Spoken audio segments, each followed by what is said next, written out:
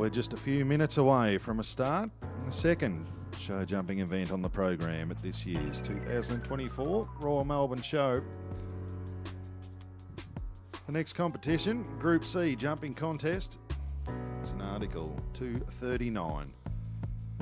So one round against the clock, 27 combinations to compete.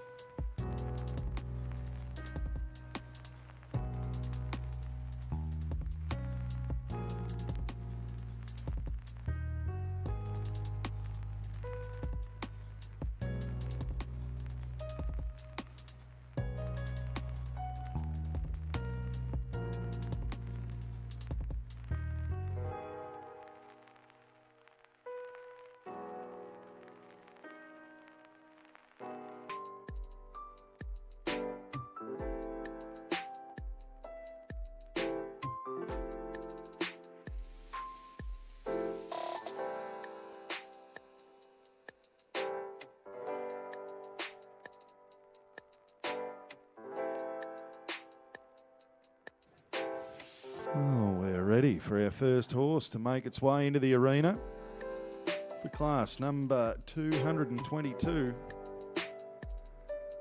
The Group C jumping contest. It's against the clock. 4 seconds to be added for a rail down. No time added for a refusal. And the winner will be the combination with the fastest time. Our first combination on course. He's an accountant by trade. His name is Timmy Clark from Colac here in Victoria.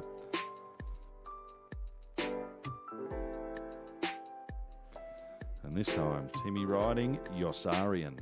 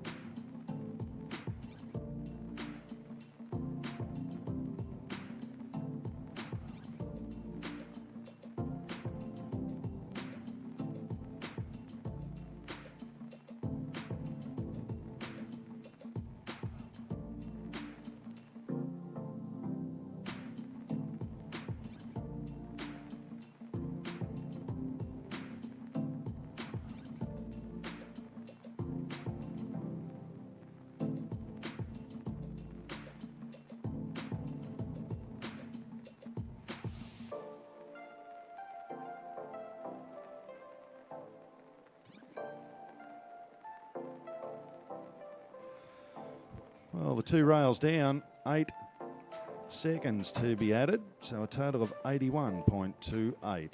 The time for Tim Clark and Yossarian.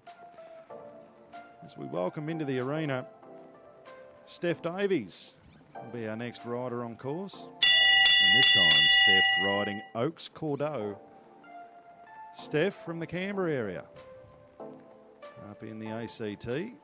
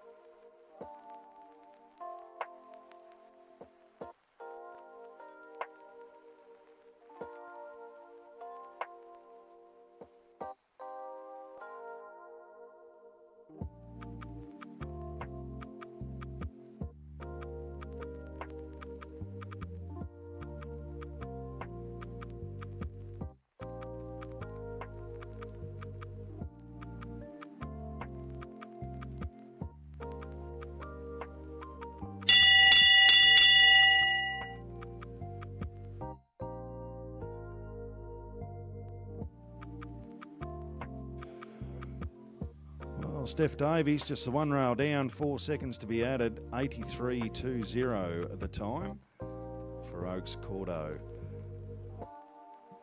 James Harvey, our next rider on course, back number 228, and this time he's riding Yokala Celeste. The leading time so far, 81.28 seconds.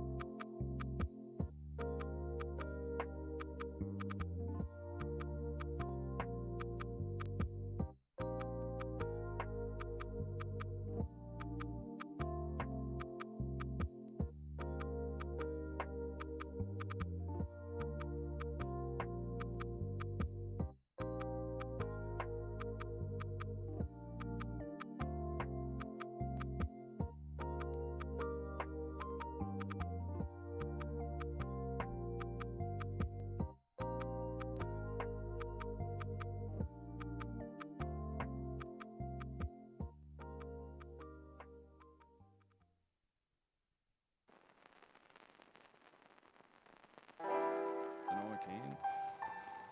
6096, new leader in the competition, clear jumping. James Harvey, Yokala Celeste, 6096, the new time to beat.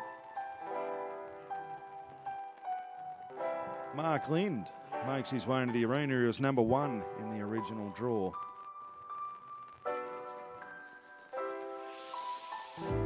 And this time, Mark riding Charamay.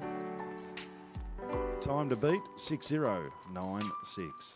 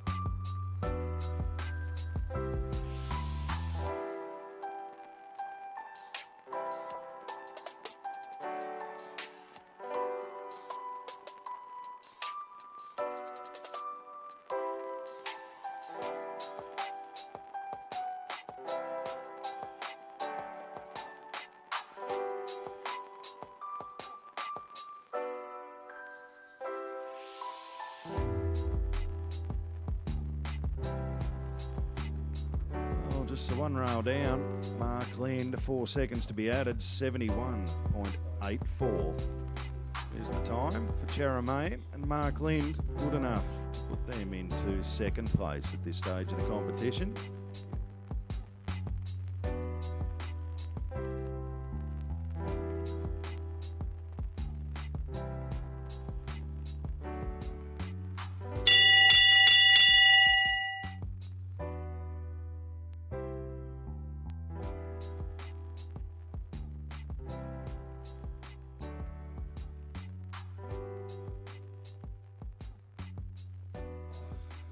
Isabel Jamieson, the next rider on course out here in the Royal Melbourne Show main arena.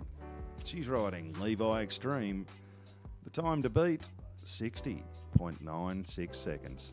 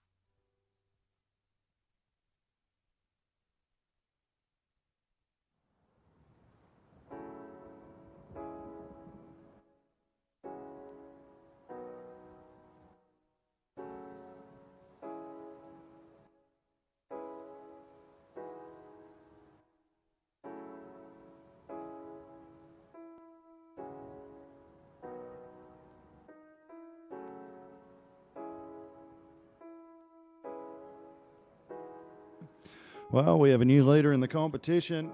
Isabel Jamison, Levi Extreme, 59.44 seconds. That's the new time to beat. That moves James Harvey and Yukala Celeste down into second place, and Cherame and Mark Lind down into third, as we welcome Mark Nichols into the Royal Melbourne Show main arena. And he's riding Yulambie's Melbourne.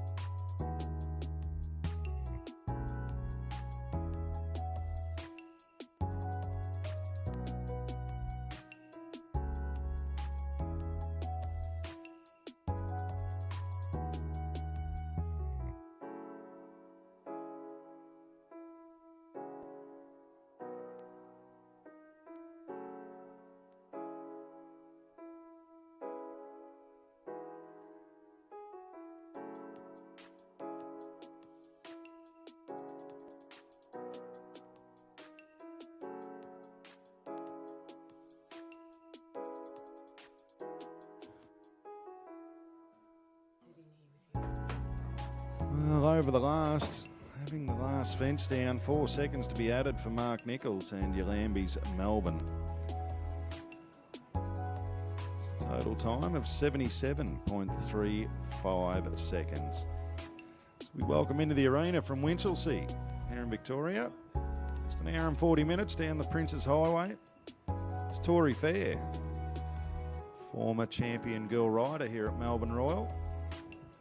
Now a show jumper, and this time Tori riding Talara Goldmine. The time to beat, 59.44 seconds.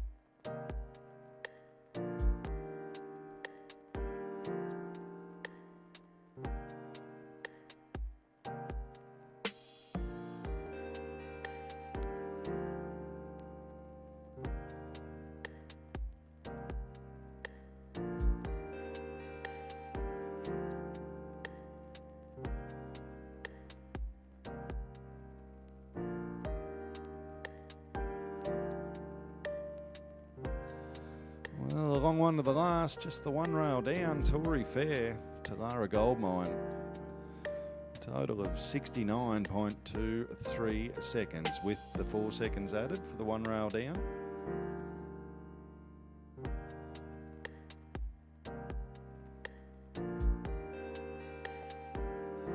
Ricardo MVNZ number 9 in the original draw makes its way into the arena. In the saddle, the professional rider, trainer and farrier by trade, Brooke Dobbin from Yarra Glen here in Victoria.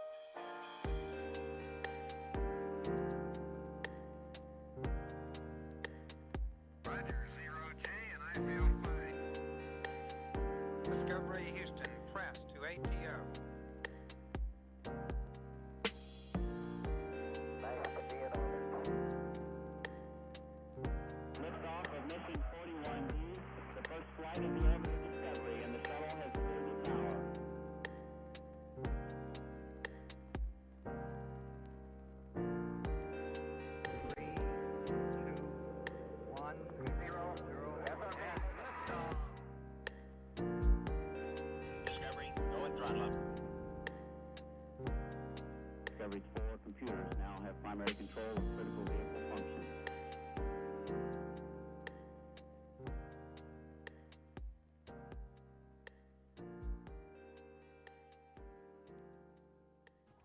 Well, bad luck there, Brooke Dobbin. Just the one rail down, 4 seconds to be added.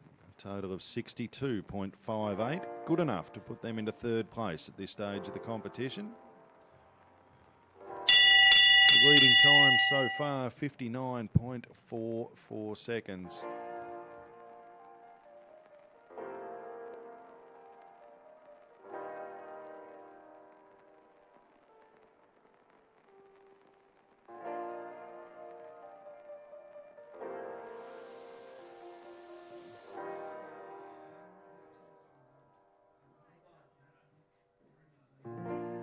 Number 11 in the original draw, it's KG Dreamliner in the saddle.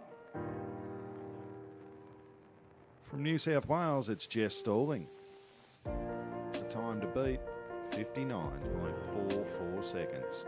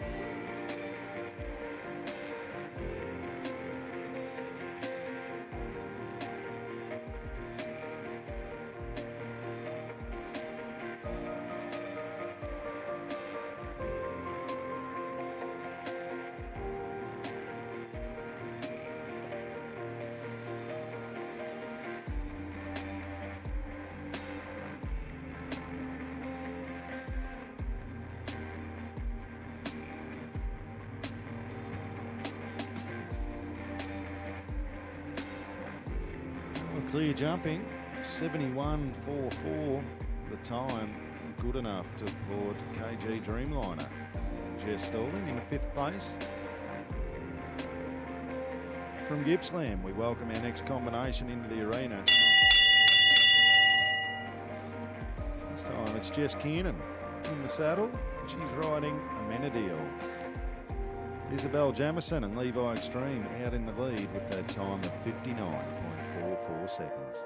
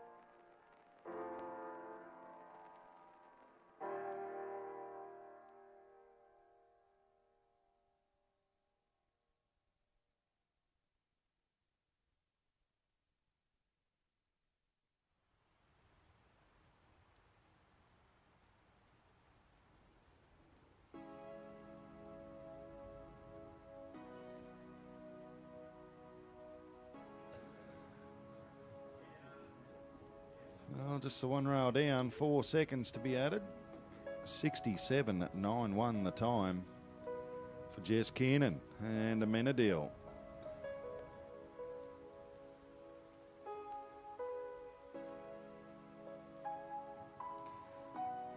Number 499, back number. And number 14 in the original draw, it's Charlotte Elmere. And the rider, Kate Beadle.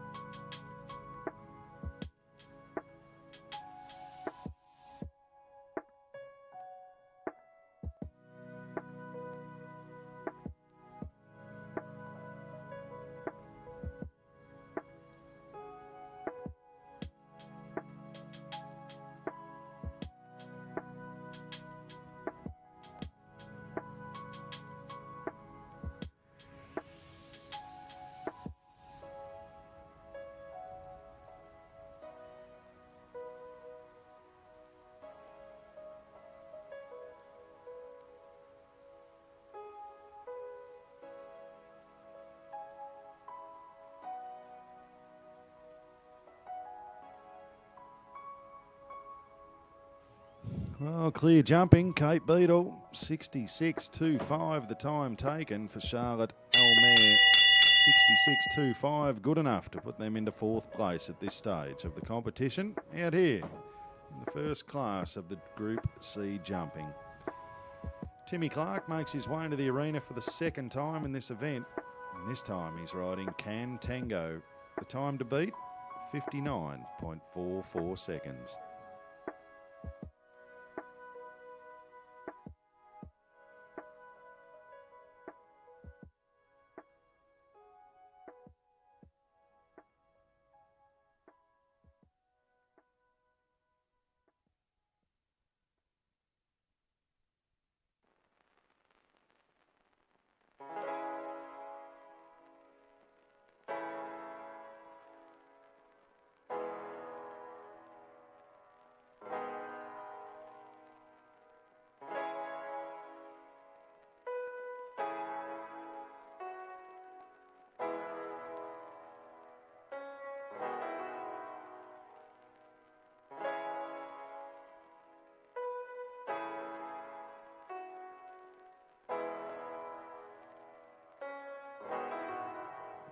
Very tight to the second last, has it down.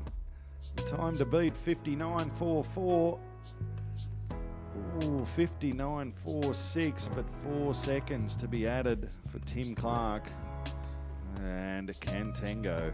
So a total of 63.46 seconds. Good enough to put them into fourth place at this stage of proceedings. Well, from Inverleigh here in Victoria, we welcome our next combination out into the Royal Melbourne Show main arena. It's Brooke Hickey in the saddle, and this time Brooke's riding Benjamin Franklin, BE.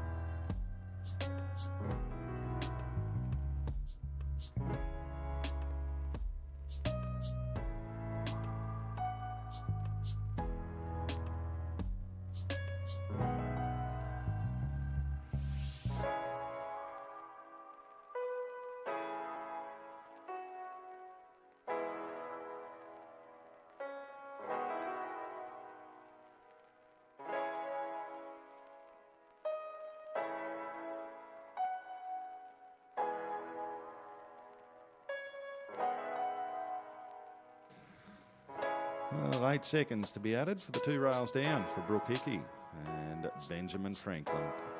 76.79 the time.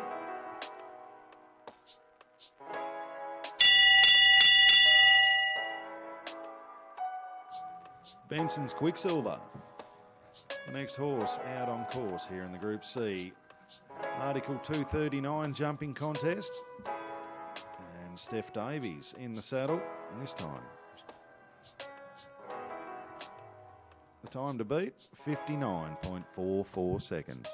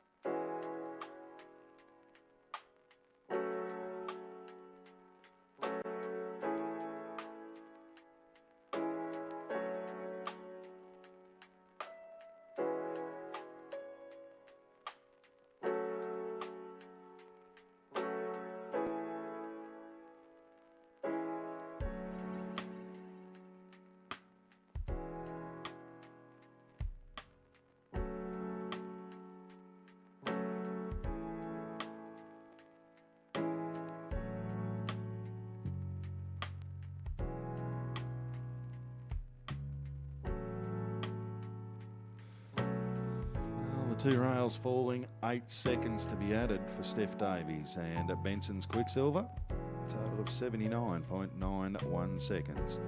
Isabel Jamieson and Levi Extreme still out in the lead with that time of 59.44 seconds. Sitting in second, James Harvey, 60.96. In third, Brooke Dobbin, 62.58. And sitting in fourth at this stage of the competition, Timmy Clark, and 63.46.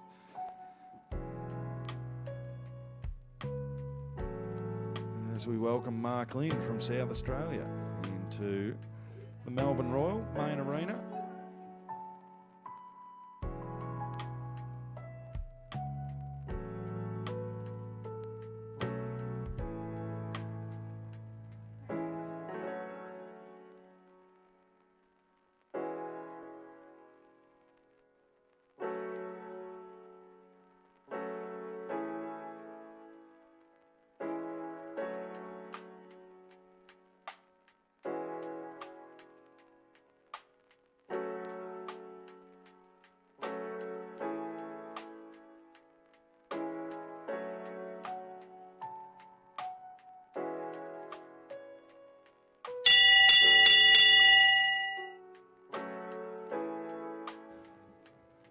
Having the jukebox fence sorted out, Mark Lynn and Casbar had the bell from the judge to commence their round.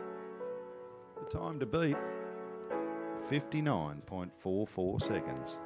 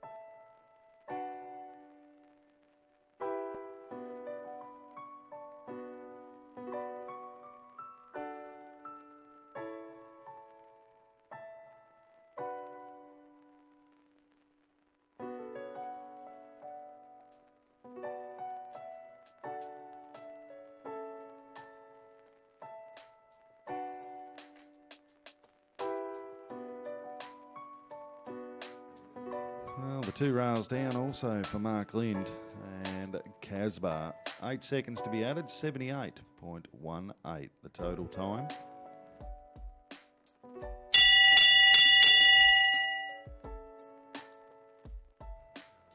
James Harvey, our next rider on course. This time James riding GC Curanti. 59.44 is the time to beat. To get into the places, must be quicker than 67.91.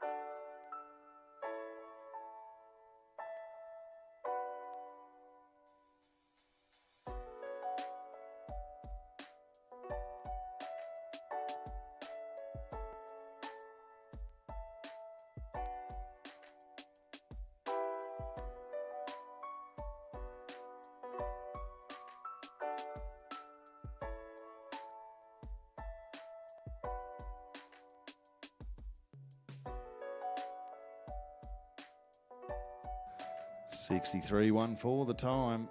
4 seconds to be added. 67.1 for the official time for GC Curanti and James Harvey. Not quite quick enough to get in the high places. Good enough to get them into 6th at this stage of the competition. Ryan McDermott, our next rider on course out here in the Melbourne Royal main arena for the Group C jumping contest. And this time, Ryan riding GSH, Dionysus Derue.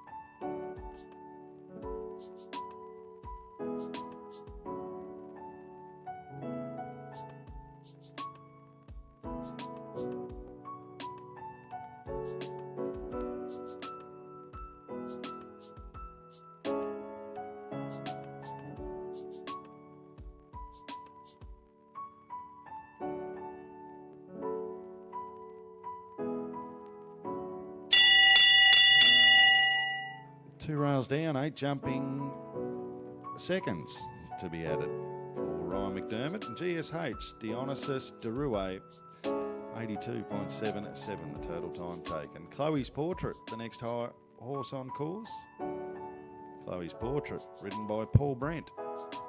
Paul, a professional rider and trainer by trade.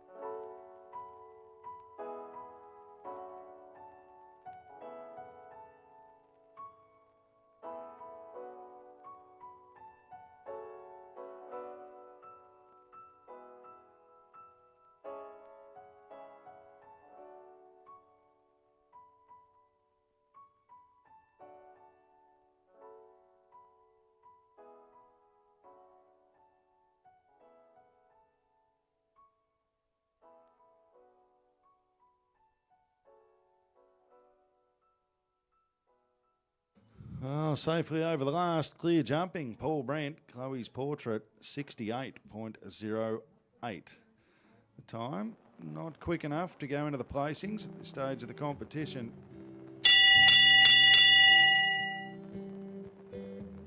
So we welcome Mark Nichols back into the arena for the second time in this event.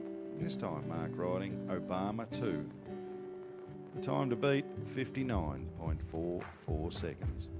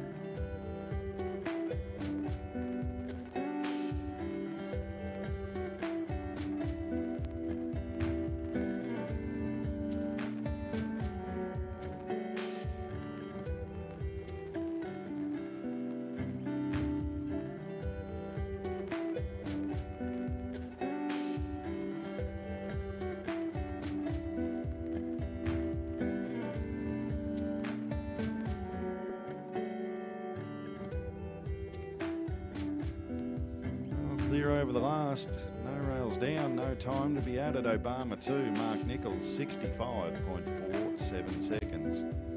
Good enough to put them into 5th place. This stage of the competition, there's 6 prize monies to give out. $500 going to the winner of the competition. Currently in the lead, it's Isabella Jamison and Levi Extreme. That time of 59.44 seconds. Sue Coman, our next rider on course. And this time, Sue riding Marine Park Can Do.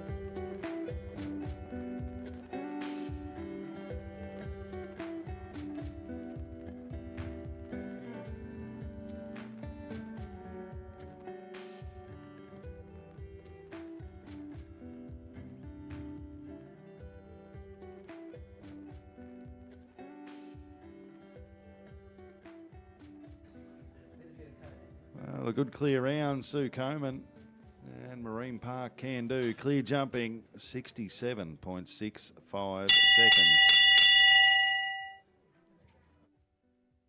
To get into the places at this stage of the competition must be quicker than 66.25. To take the lead must be quicker than 59.44. As we welcome Brooke Dobbin from Yarraglen here in Victoria into the arena. And this time, Brooke riding Oaks Empire.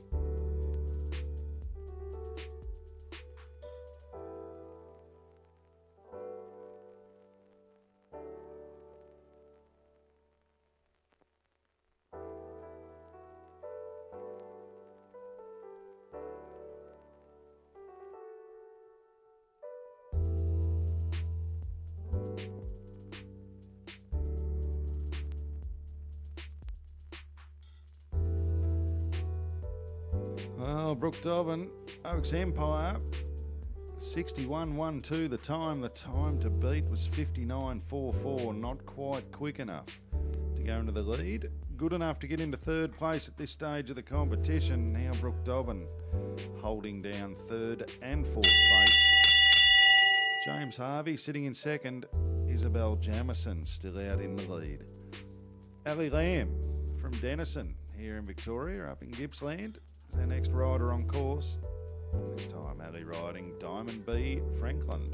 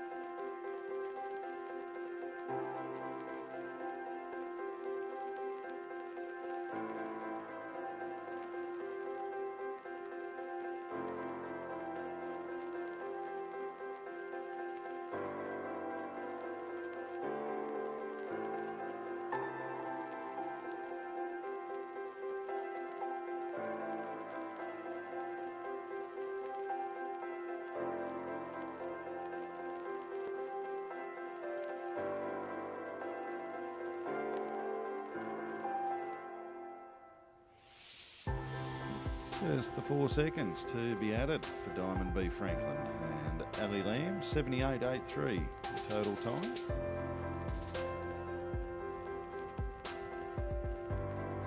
Jack Barker, our next rider on course, number 24 in the original draw. This time, Jack riding Belhaven Calisco. Time to beat, 59.44 seconds.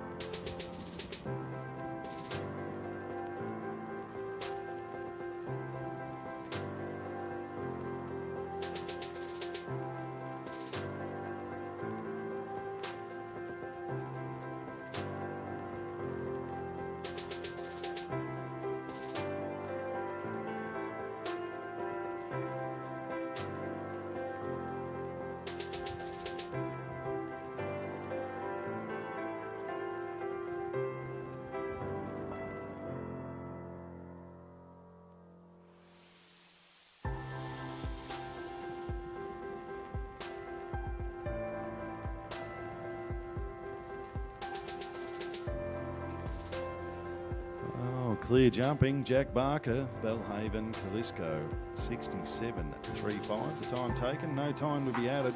67.35, not good enough. Get into the faces.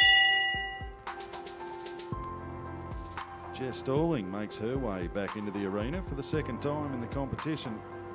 This time, Jess riding Cantina. The time to beat, 59.44 seconds.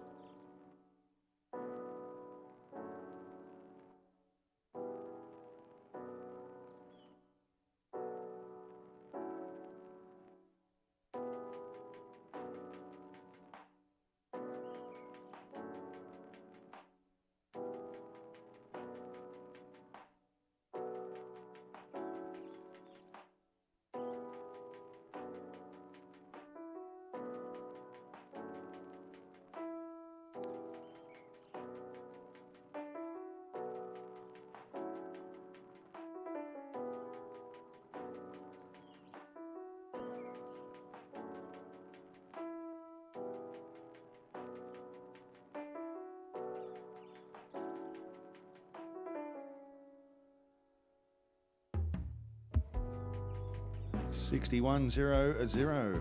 The time taken for Jess Stalling and Cantina. One rail down, 4 seconds to be added, a time of 65 neat. Good enough to put Cantina and Jess Stalling into sixth place at this stage of the competition. Two combinations left to compete in the class out here in the Melbourne Royal main arena for the Group C jumping contest. It's an Article 239. The fastest time wins the class. A rail comes down, it's 4 seconds added. There's no penalty for a refusal. As we welcome Sam Williams into the arena, and this time Sam riding Bellatrix VP.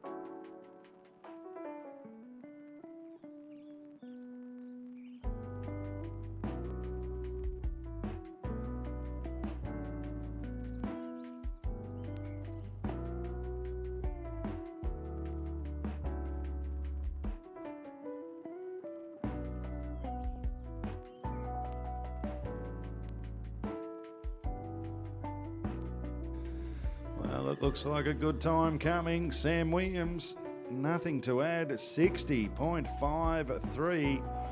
Not quite quick enough to get into first place. Good enough for second place at this stage of the competition. Bellatrix, VP Sam Williams, moving into a second place.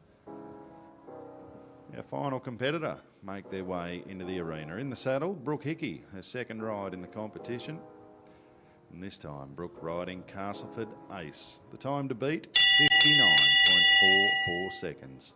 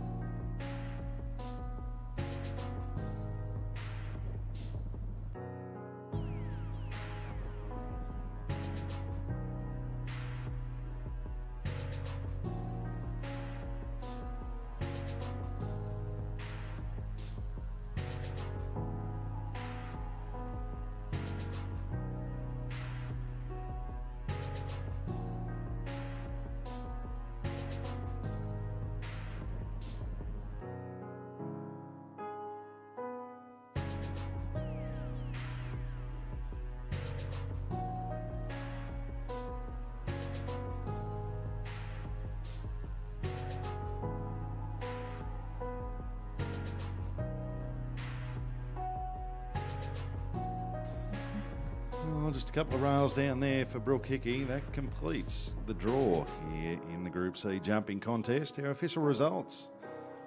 In first place, Isabella Jamison, Levi Extreme. Second, Sam Williams, Bellatrix, VP. Third place, Yakala Celeste, James Harvey. In fourth place, Oaks Empire, Brooke Dobbin. Fifth place, Ricardo MVNZ, Brooke Dobbin. And in sixth place, Timothy Clark. And Cantango will need those 6 horses and riders for the presentation, please.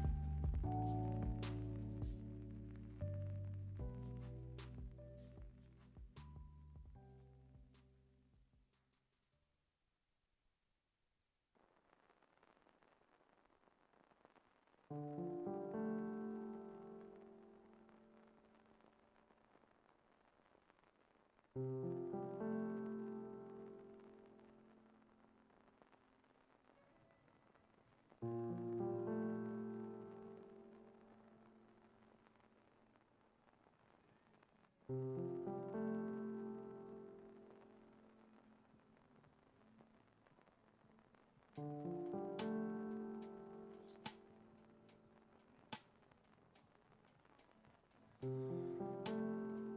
we're down here on the main arena for the presentation of the first Group C jumping contest here at the Melbourne Royal Show. To do the presentation, we have our judge, Mrs. Ann Garner, and from the Horses in Action Committee, Mrs. Leanne Taranto. And today in first place in class 222, back number 1769, Levi Extreme, Isabel Jamison.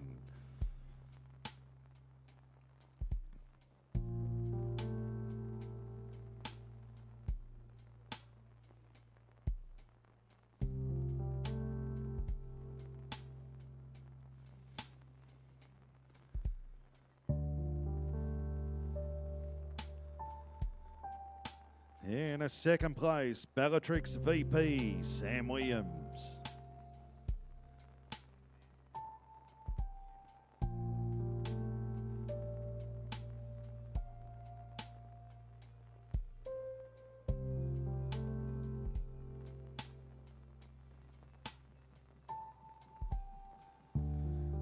In a third place, Yakala Celeste, James Harvey.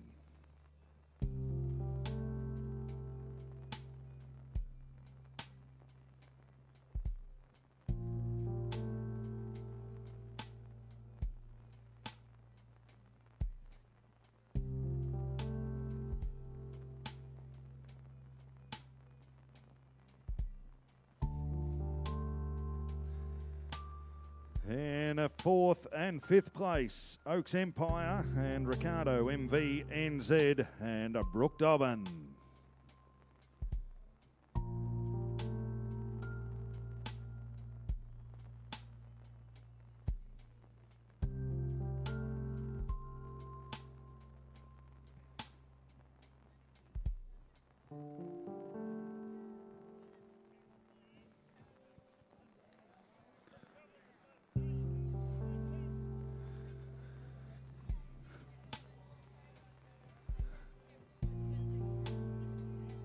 And in sixth place, Timmy Clark, Cantango.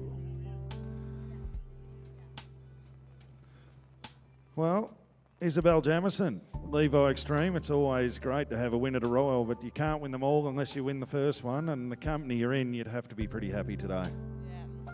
No, I'm thrilled with that. Can't complain when you win the first class of the show. And Melbourne Royal, happy hunting ground?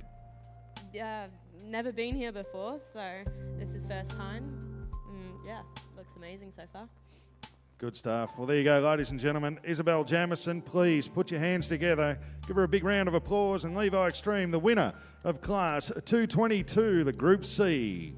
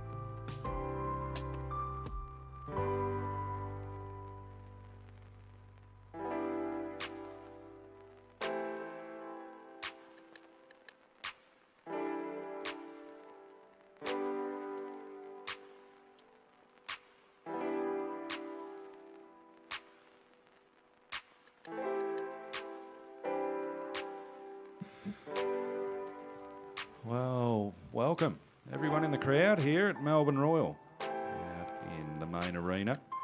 The next event on the program, the most experienced show jumping horses we have at the show. The Group A class is next. We have 7 combinations to compete. It's around $1.40 in height. Once again, it's an article 239, which means it's a one-round class against the clock. The winner will have the fastest time. It's 4 seconds for every rail that hits the ground. 4 seconds to be added to the time. We only have 8 in the competition. We have an Olympian. And many World Cup riders. Sue Coman, one of the best lady riders here in Australia. So a fairly strong field, a strong field of 7.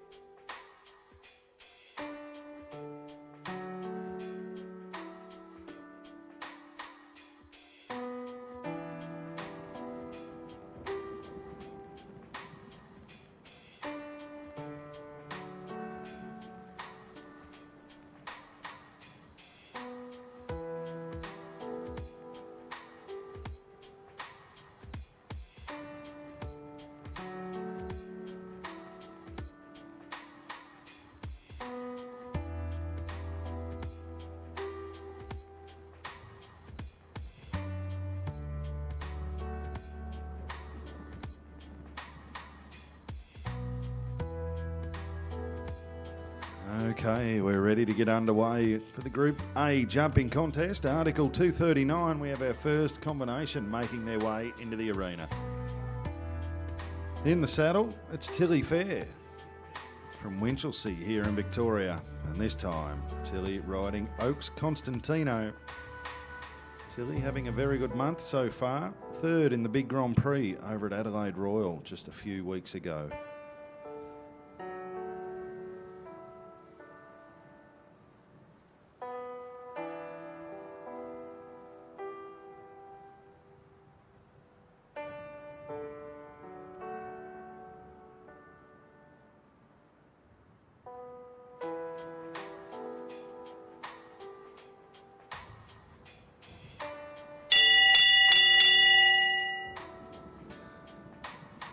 Well, Tilly getting the bell from the judge, you'll notice up on the big screen. There's a clock counting down. The riders have 45 seconds from when the bell rings to make their way through the start flags.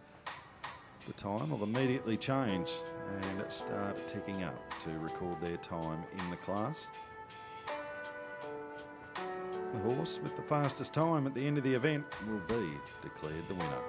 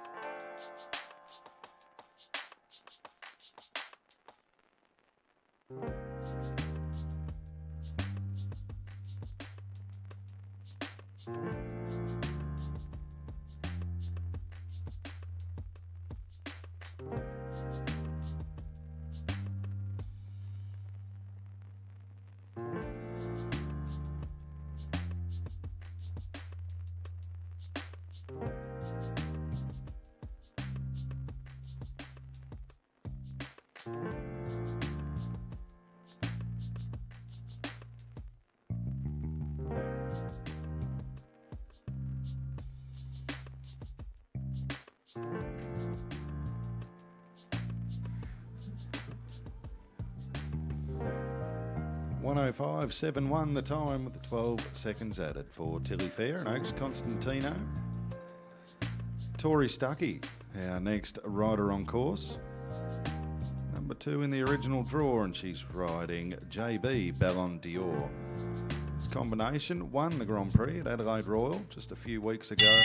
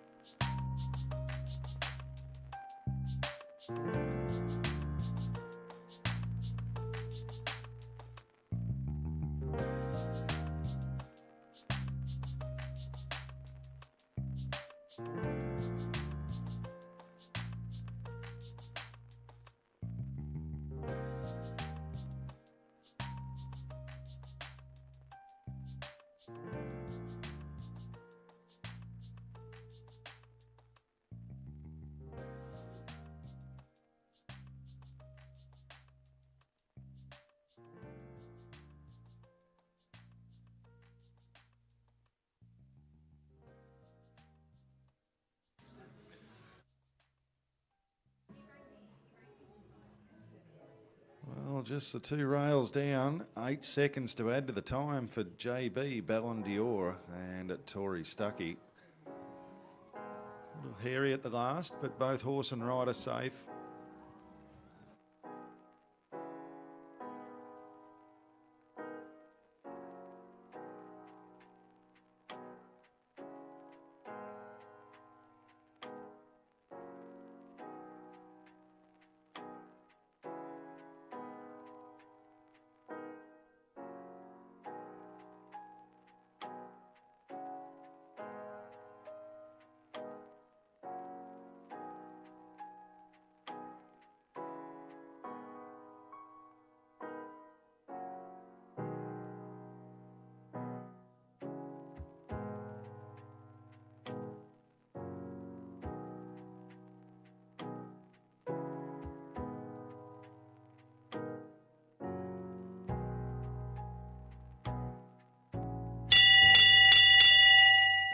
Well, the next combination make their way into the arena. From the Oaks in New South Wales, it's Jess Stalling in the saddle, and this time Jess riding Chatina.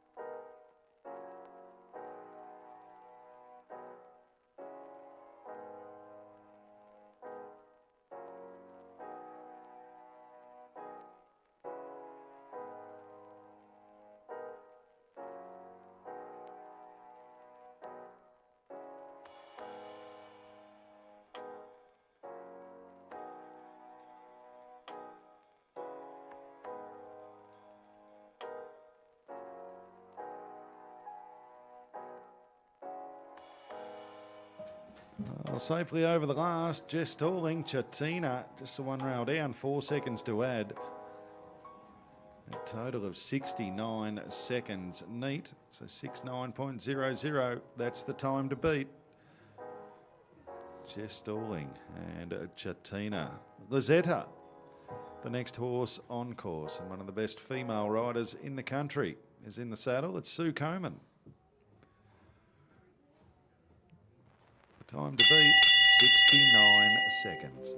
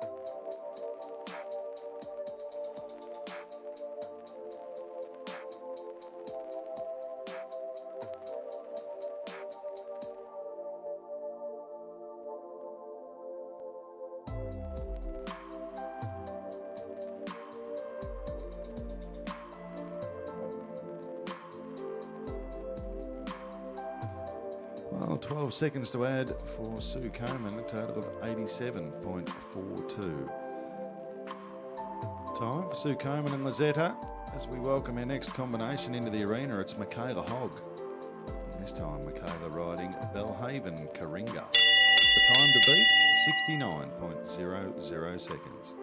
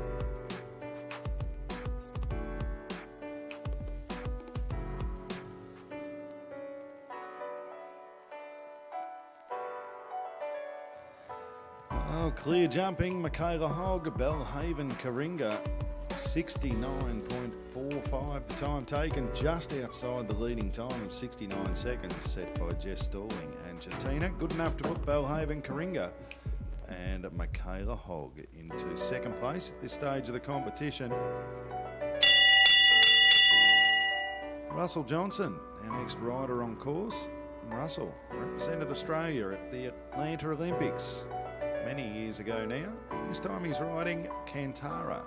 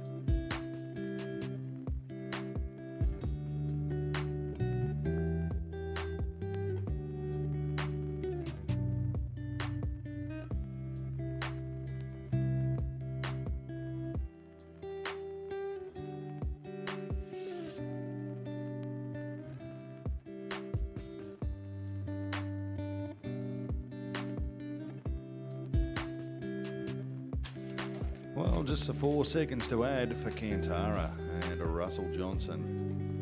Sorry, 8 seconds to add, 84.43. The official time, good enough to put Russell into fourth place at this stage of the competition. Our final combination make their way into the arena. In the saddle, it's Ali Lamb. She's riding Eagle Rock.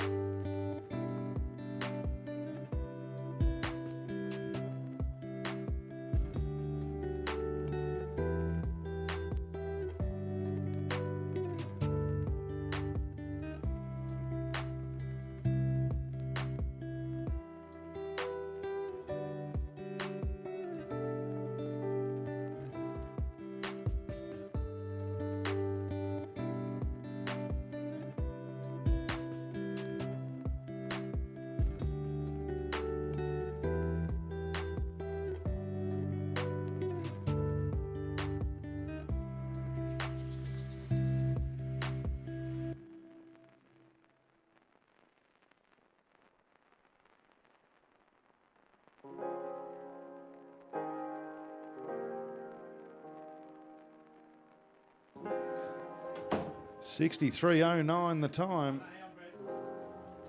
Sorry.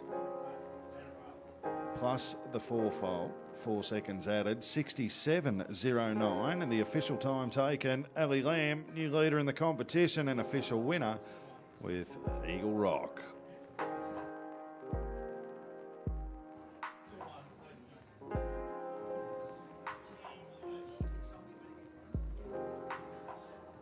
So the top 6 in the competition, the horses will require for the presentation: Eagle Rock, Ali Lamb in first place, Chatina, Jess Stalling in second, Belhaven Coringa, Michaela Hogg in third, JB Ballon d'Or, Victoria Stuckey in fourth, in fifth place Cantara, Russell Johnson, and in sixth place Lazetta and Sue Coman.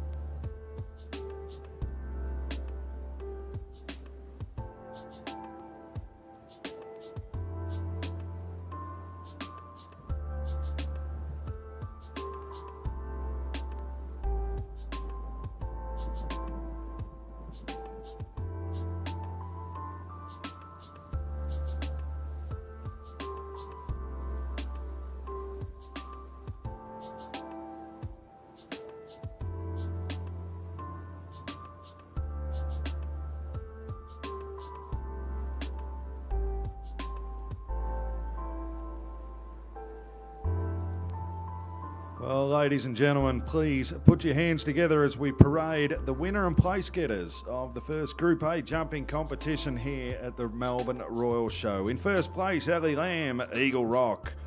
In second, Jess Stalling, Chatina. In third place, Michaela Hogg, Bellhaven, Karinga. In fourth place, Victoria Stuckey, JB Ballon d'Or. In fifth place, Russell Johnson, Kantara. And in sixth place, Sue Coman, Lazetta.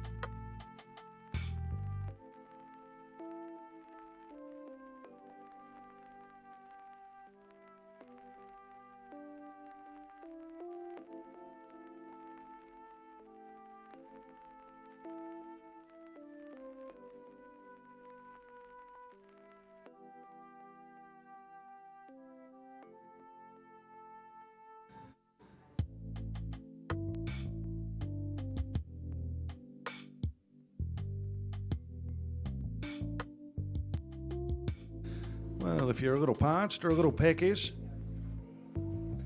great food here at the Melbourne Royal Show this year. Get around the stands, Burger Co. down the bottom of the main arena there. Beautiful food, beautiful drinks. The rides are open, show bag stands are open. Get yourself around the show. Many things to see and do here at the 2024 Melbourne Royal Show. The next event on the program out here in the main arena will be the Group B jumping contest. We have 13 combinations to compete. Then we'll move on with the Laidlaw Memorial Trophy ladies jumping contest. It's scheduled at 12:50. Then this afternoon, the harness horses will make their way out here into the main arena. So you've got a little bit of time before the jumping recommences. And 15 minutes. Grab something to eat and drink, then find a seat in the stands. Some of the best horses and riders in the country competing here at the Royal Melbourne Show.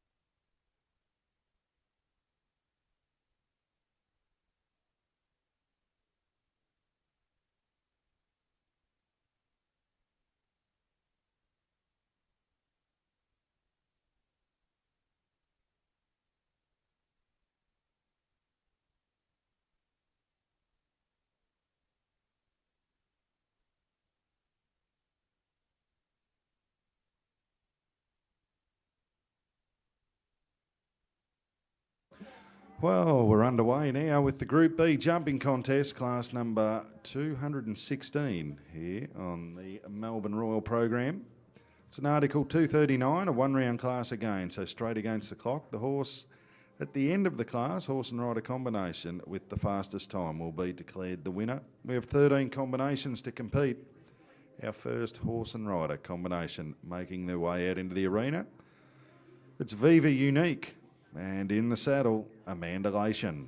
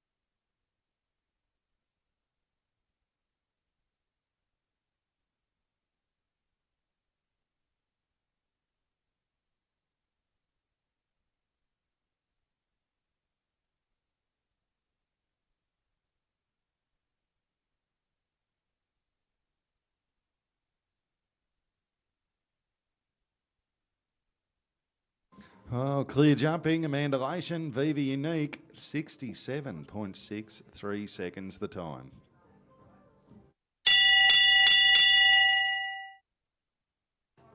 So that's the benchmark as we welcome into the arena the winner of the previous class in the program, Ali Lamb, once again, this time. Ali riding Fantasia DP, the time to beat 67.63 seconds.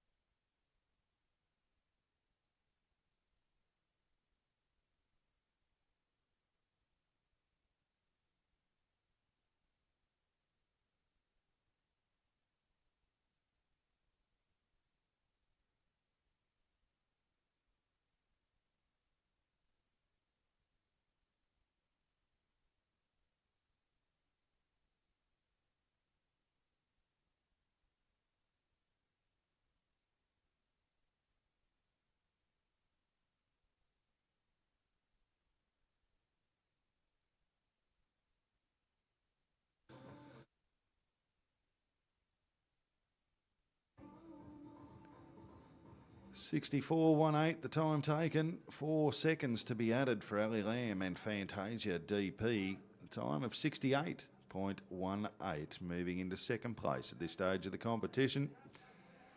The professional rider, trainer and farrier by trade makes his way into the arena from Yarraglin here in Victoria. It's Brooke Dobbin, and this time Brooke riding Devos GP.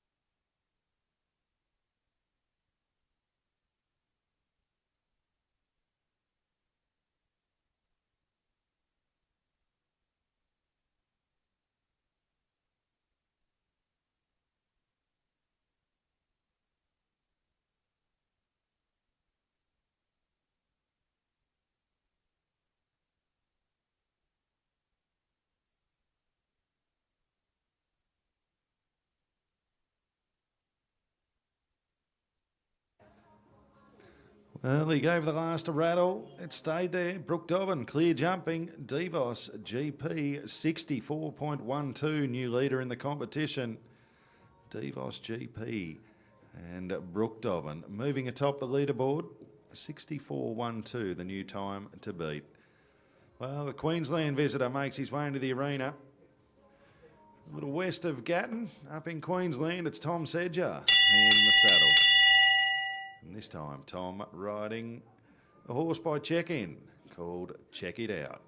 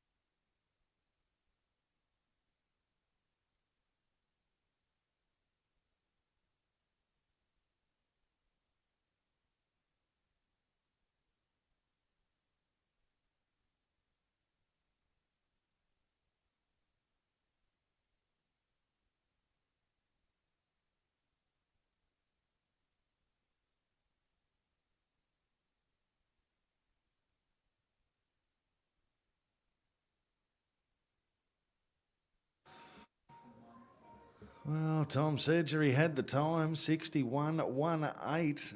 And the 4 seconds to add for that one rail down, 65.18. The official time for Check It Out. Tom Sedger, good enough to put them into second place at this stage of the competition. The man who makes his way into the arena now, he's been riding at Melbourne Royal for the last 35 years. His name is Paul Brent.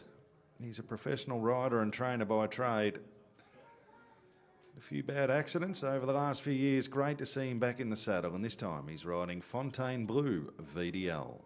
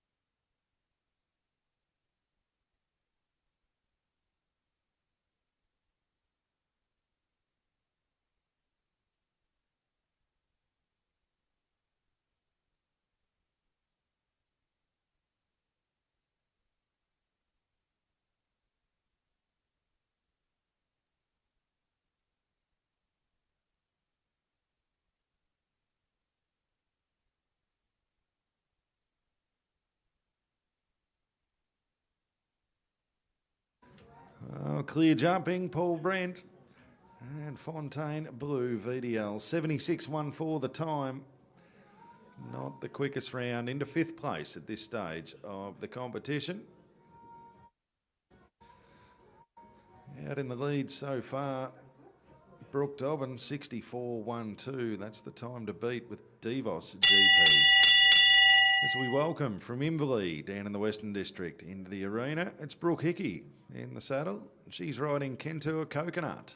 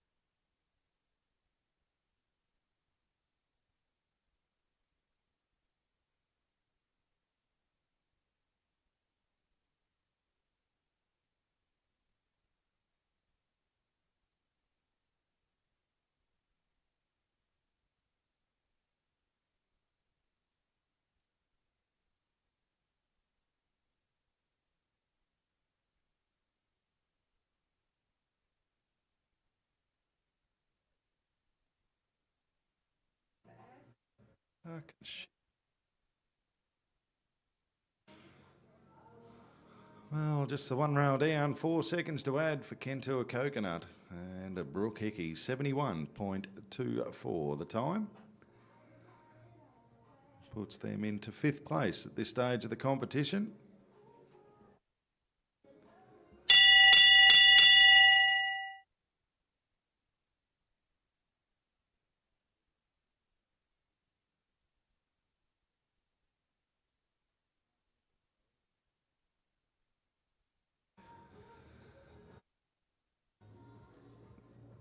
Mark Nichols, our next rider on course.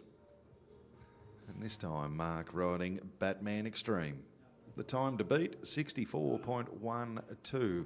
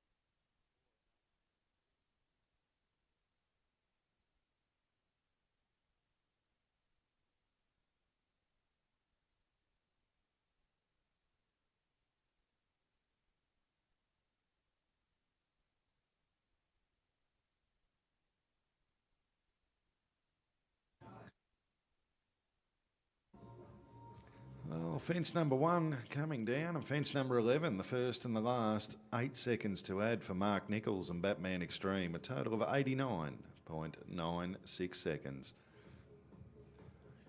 The next rider on course, it's Susie Williams.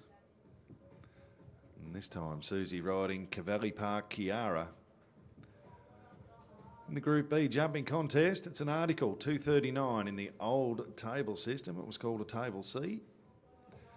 So it's straight against the clock. The fastest round wins. If a rail comes down and hits the ground, it's 4 seconds for each rail coming down. There's no penalty for a refusal, as it is a timed class.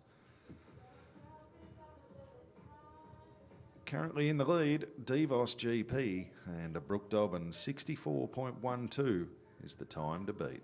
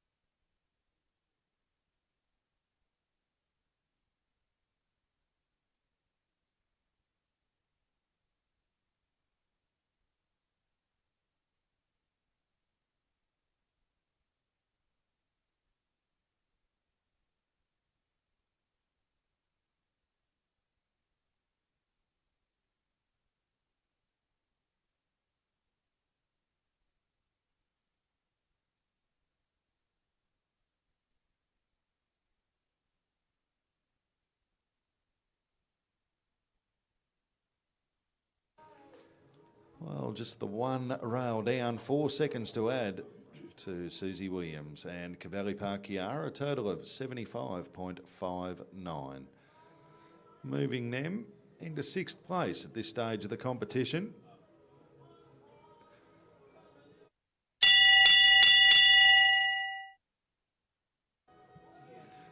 Well, number 9 in the original draw make their way into the arena. It's Oaks Kiribati. And in the saddle, Sam Williams, the time to beat, 64.12 seconds.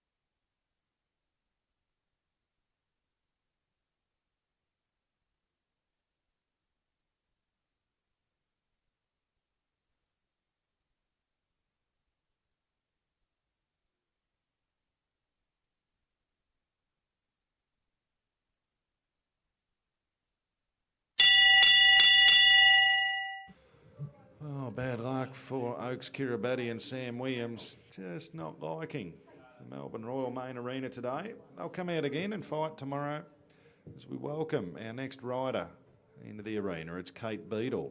And this time, Kate riding Crackle E.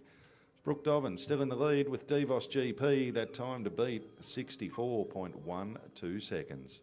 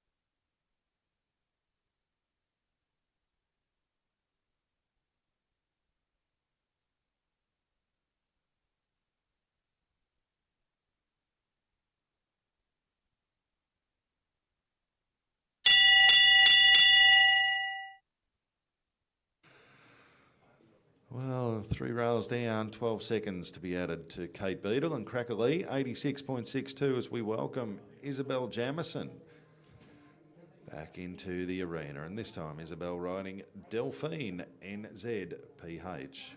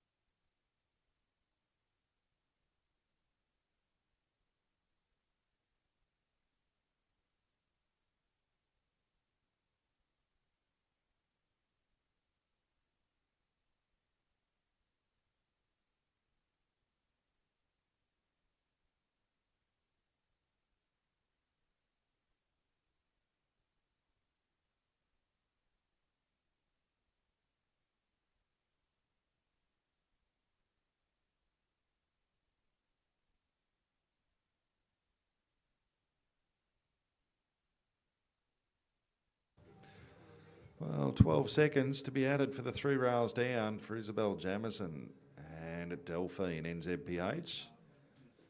72.29 the time as we welcome into the arena for the second time in the event, number 10 in the original draw. It's Ali Lamb, and this time Ali riding Janori DP. The time to beat 64.12 seconds.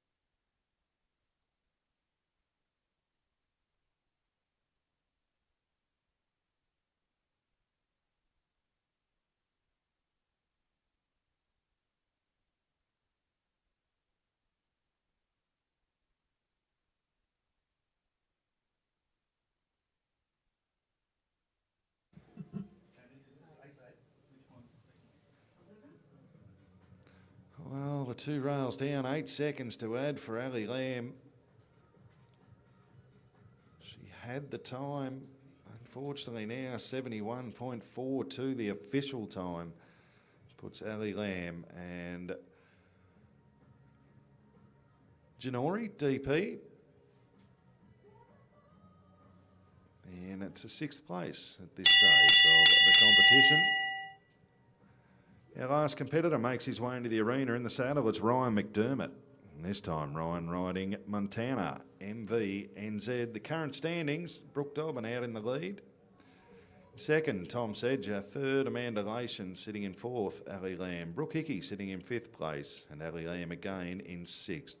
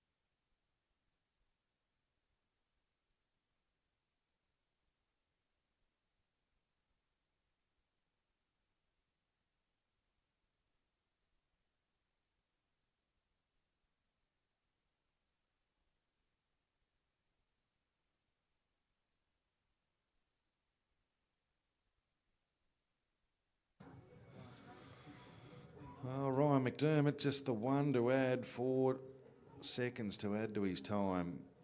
So a total of 70.29 for Ryan McDermott. And Montana, MVNZ, good enough to put them into 5th place. So we have the official results for you now. Brooke Dobbin, Devos GP in 1st. Check It Out, Tom Sedger in 2nd. Viva Unique, Amanda Lation in 3rd. Fantasia, DP, Ali Lamb in 4th. In 5th, Montana, MVNZ, Ryan McDermott. And in 6th place, Kentua Coconut and Brooke Hickey. We'll need those 6 horses and riders for the presentation.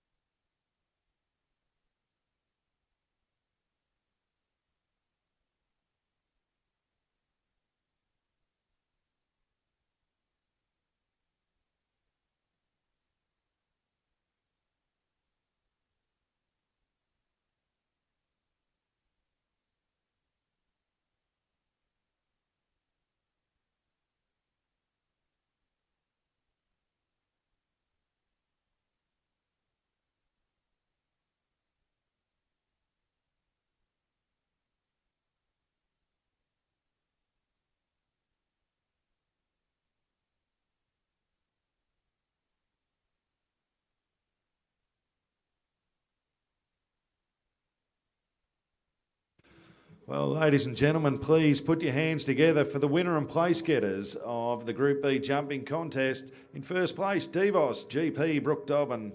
In a second place from Queensland, check it out, Tom Sedger. Viva Unique, Amanda Lation in third. Fantasia DP, Ali Lamb in fourth. Montana MVNZ, Ryan McDermott in fifth. And in sixth place, Brooke Hickey, Kentua Coconut. Give him a big round of applause. Today's winner, Brooke Dobbin, Devos GP.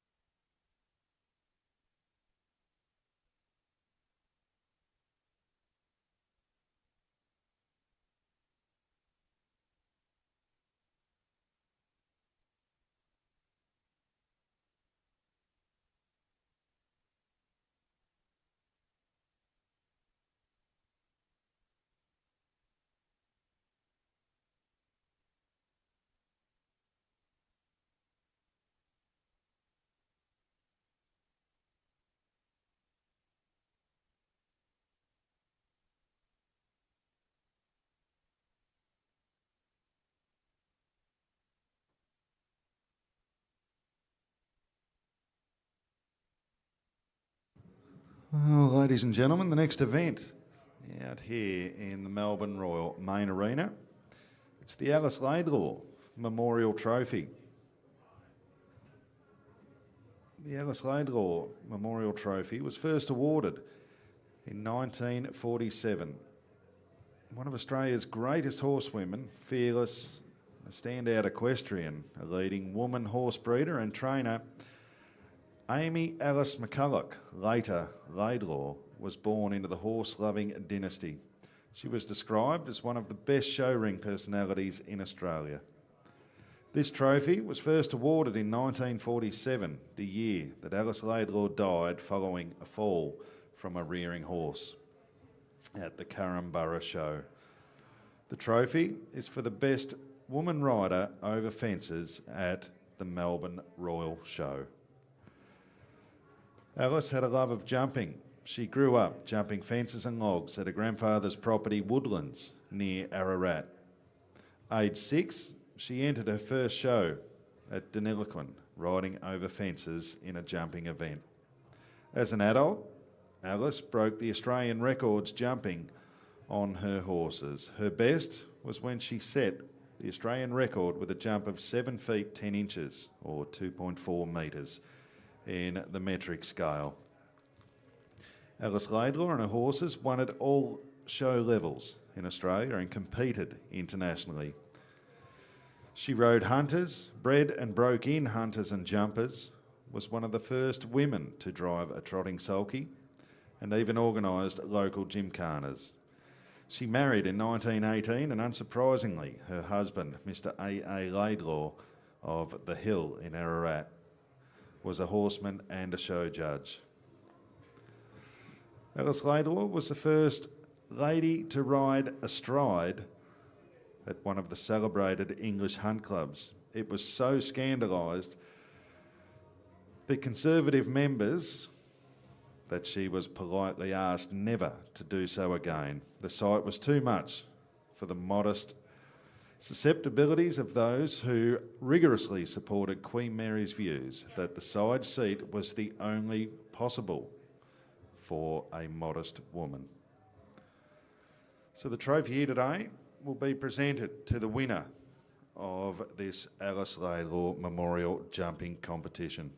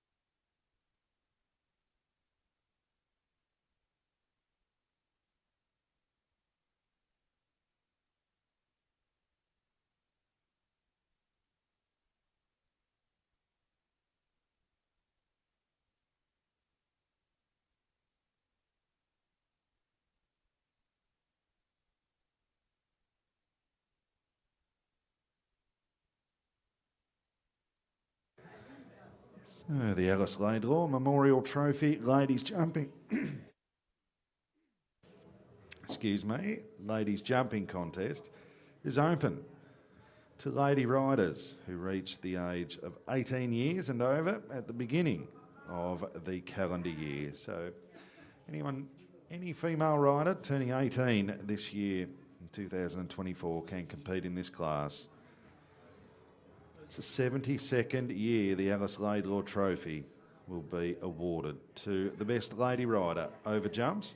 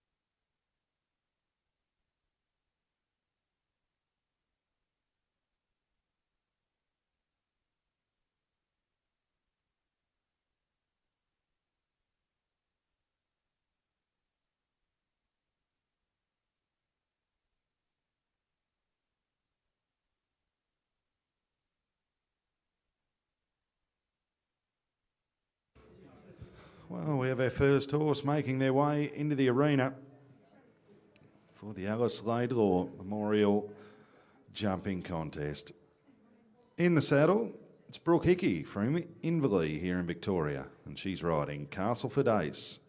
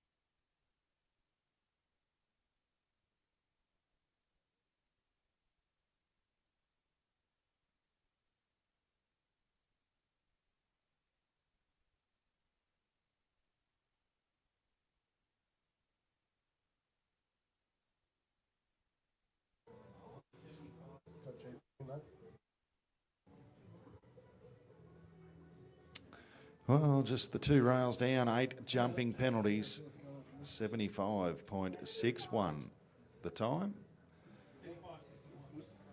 84 seconds is the time allowed on course, so well under the time allowed of 84. The time has been changed to 82, so the time allowed, 82 seconds. Brooke Hickey's time, 75.61 with the 2 rails down, 8 jumping penalties. This is a jump-off class, so all clear rounds will move through to a second round against the clock. From Denison in Gippsland here in Victoria, it's Ali Lamb. And this time, Ali riding Diamond B Franklin.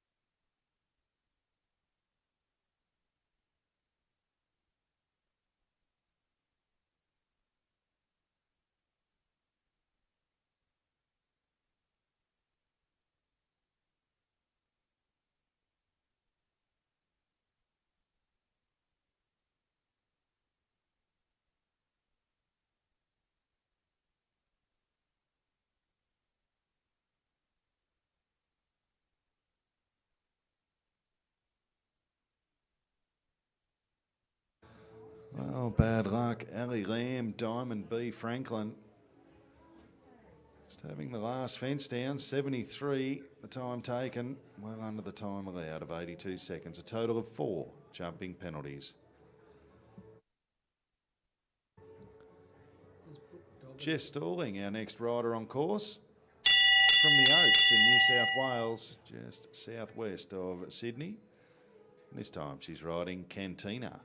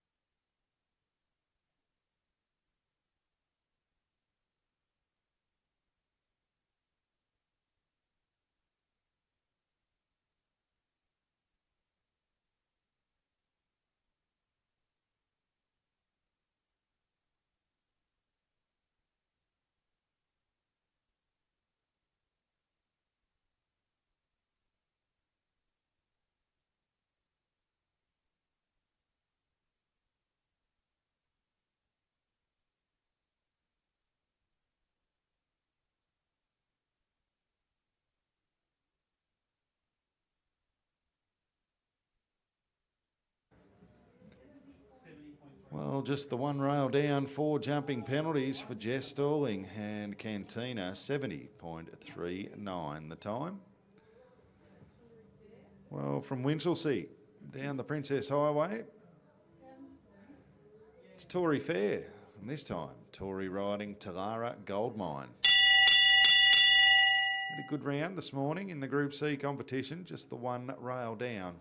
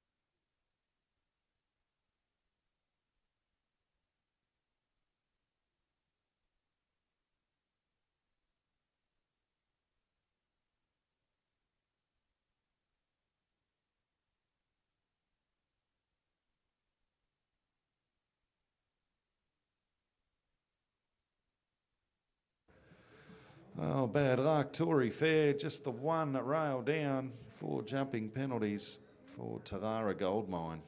73-26.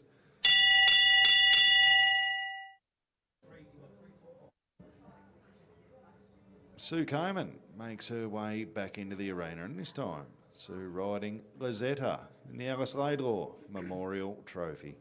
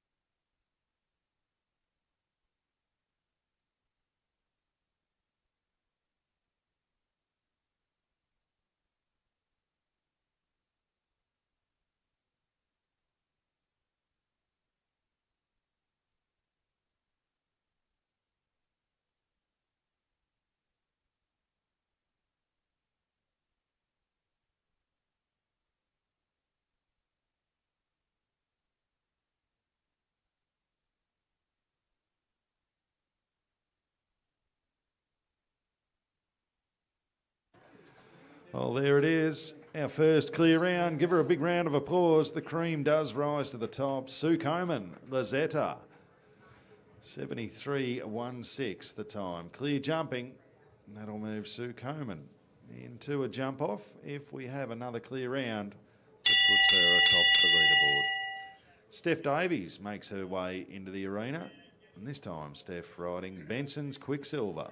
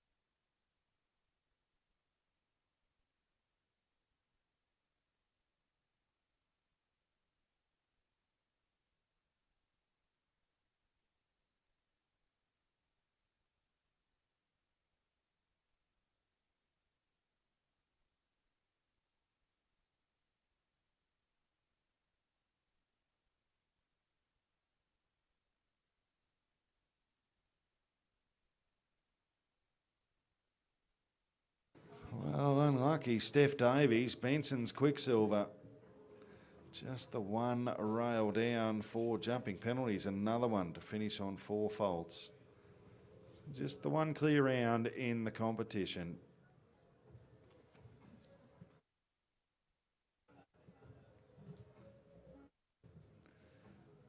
Tilly Fair makes her way into the arena this time. The younger sister of Tory, who we saw just a couple of horses ago. This time, Tilly Fair riding Oaks Constantino.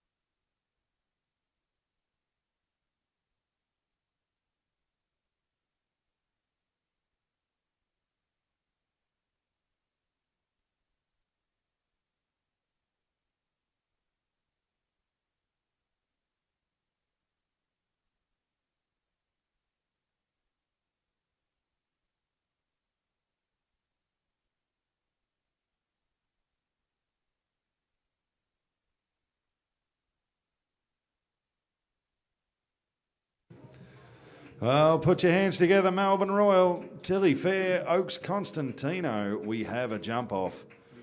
Two horses now moving through to the second round of competition. Lizetta and Sue Coman, Tilly Fair, Oaks Constantino.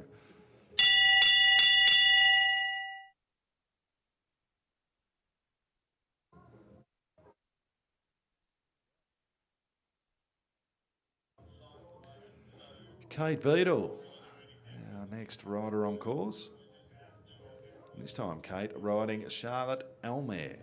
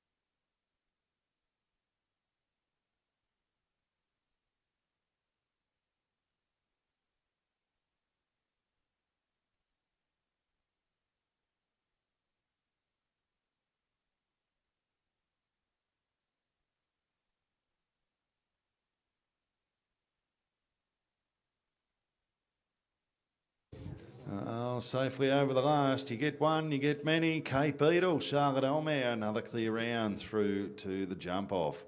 So three horses moving through to the second round of competition here in the Alice Laidlaw Memorial Trophy class. Molly Lawrence will be the next rider on course. And this time, Molly riding Carabelle.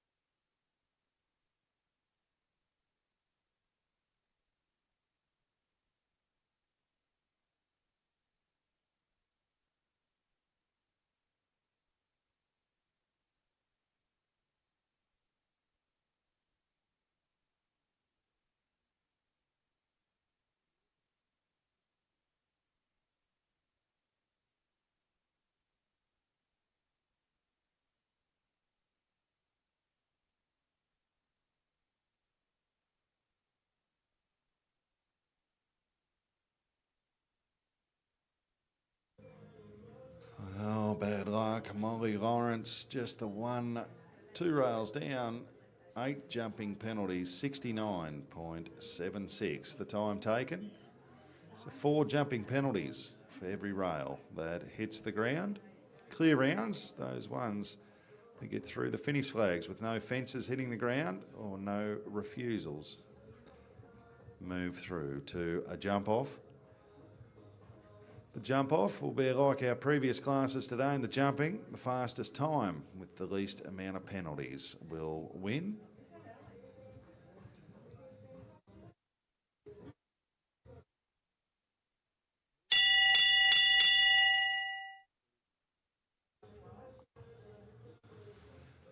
So we welcome out into the Melbourne Royal main arena, Cavalli Park Kiara, and in the saddle, Susie Williams.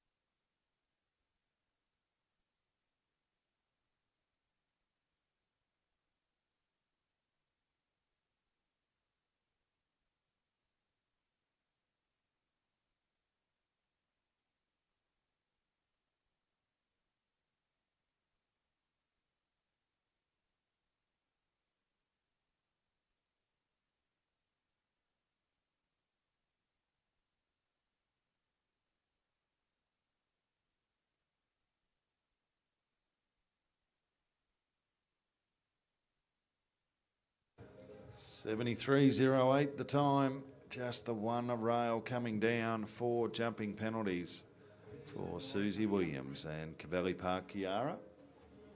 Well, the next rider on course from Denison in Gippsland, the dairy farmer's wife. It's Ali Lamb. And this time, Ali riding Janori DP.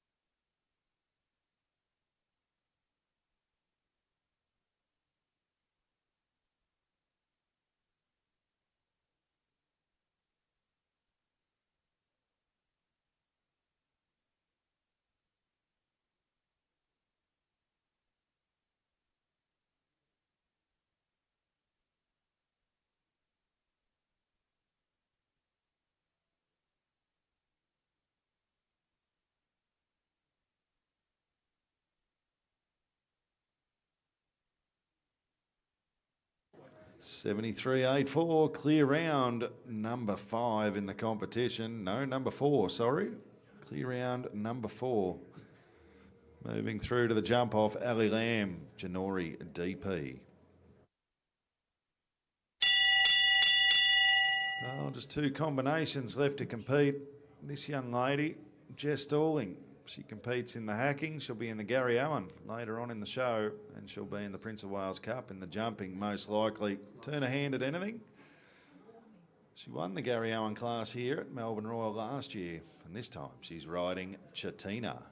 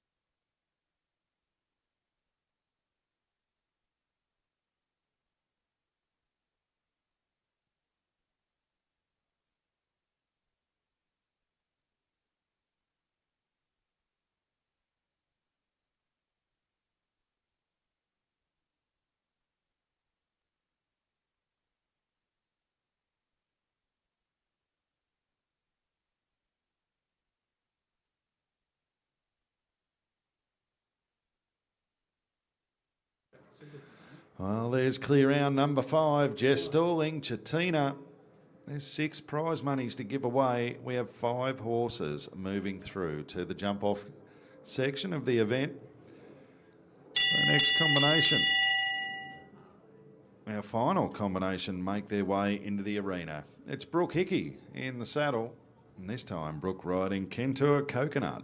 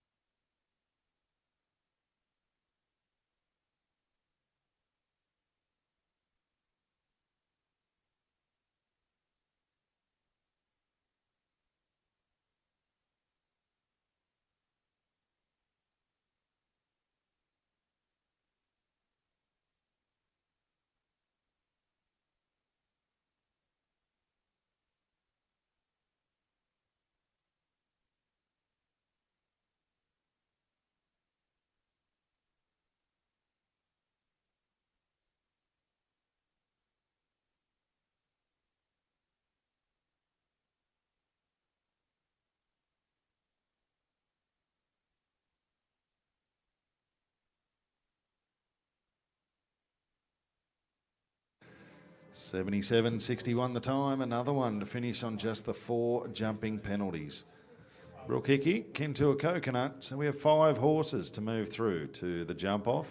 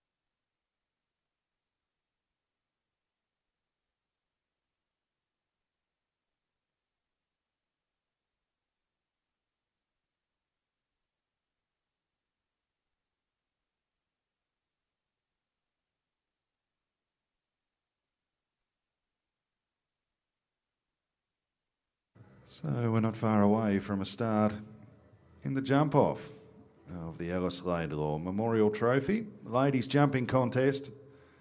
Alice Laidlaw of the Hill in Ararat was a long-time successful exhibitor of hacks and hunters and an outstanding horsewoman and breeder of stud stock. She sadly passed away at the height of her success in 1947, the result of a rearing horse. Alice was a stickler for the correct manners and paces of the horses she rode and always looked impeccable with a very high standard. Now, in its 72nd year, the Alice Laidlaw Trophy is awarded to the best lady rider in this competition.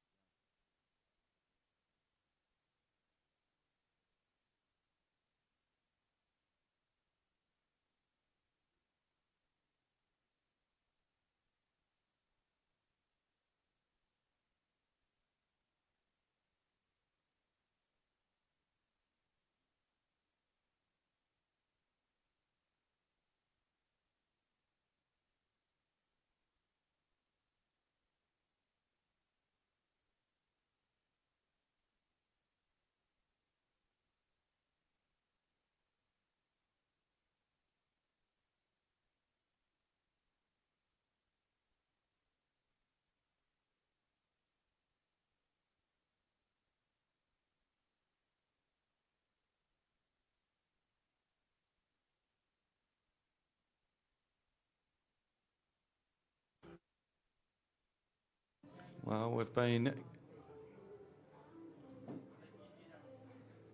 given the nod from the course builder. Just got to wait for our timekeeper to make his way back up to the box.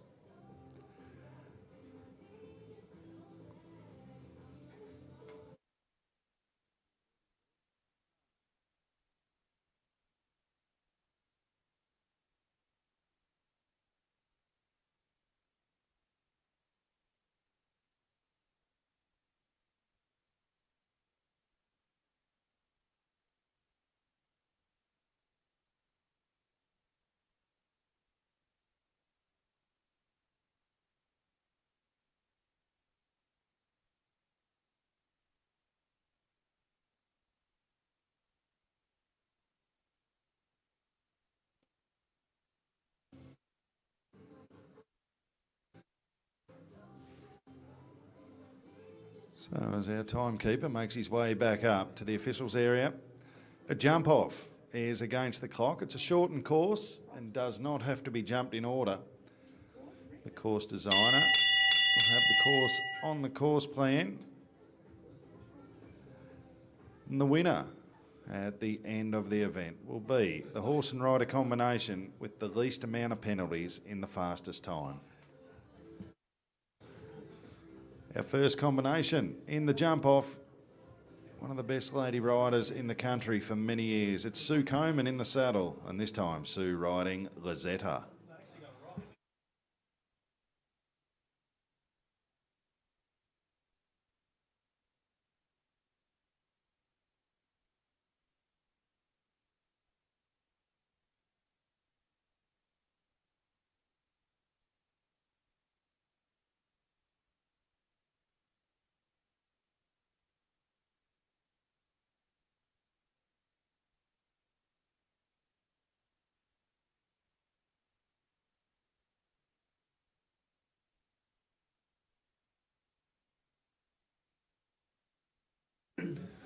Well, double clear round.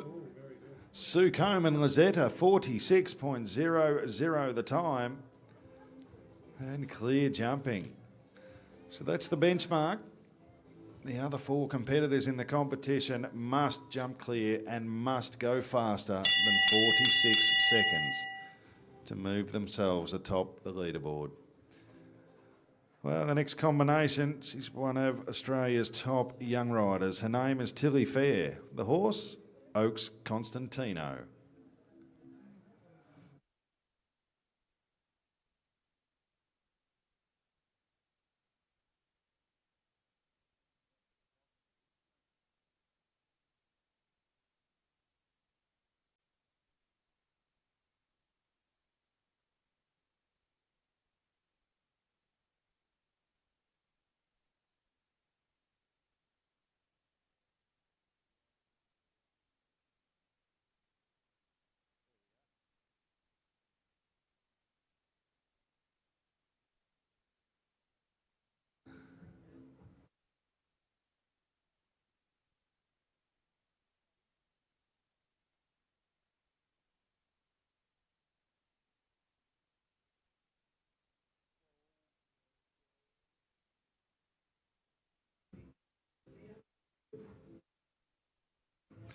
Well, safely over the last. New leader in the competition, Tilly Fair, Oaks Constantino.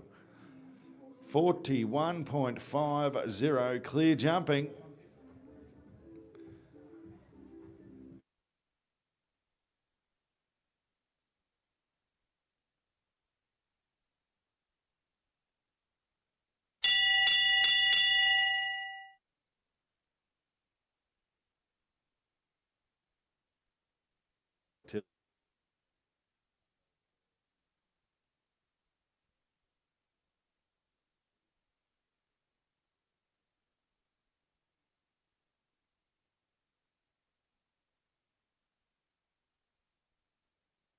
Well, the next combination on course, Kate Beadle is the rider, Charlotte Elmere the horse. The time to beat, 41.50 seconds.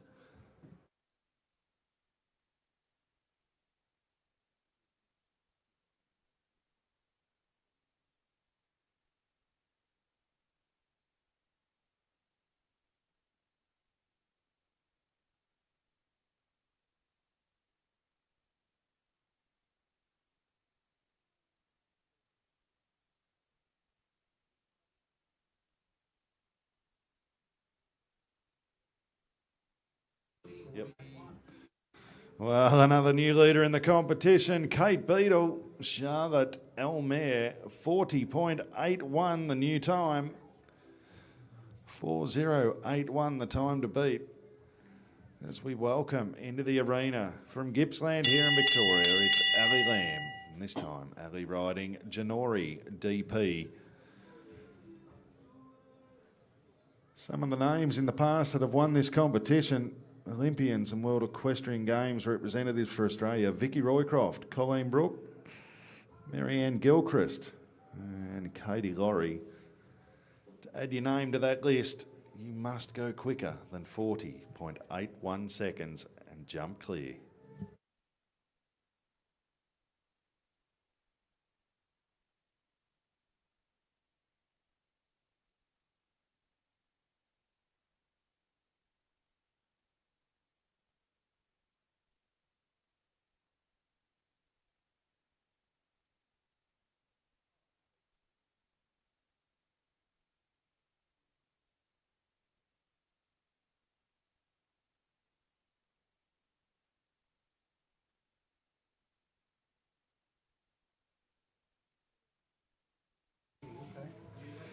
Well, it just gets quicker and quicker and quicker. New leader in the competition, 38.67, the new time to beat. Ali Lamb, Janori DP. There's only one rider left in this jump off that can make a difference atop the leaderboard.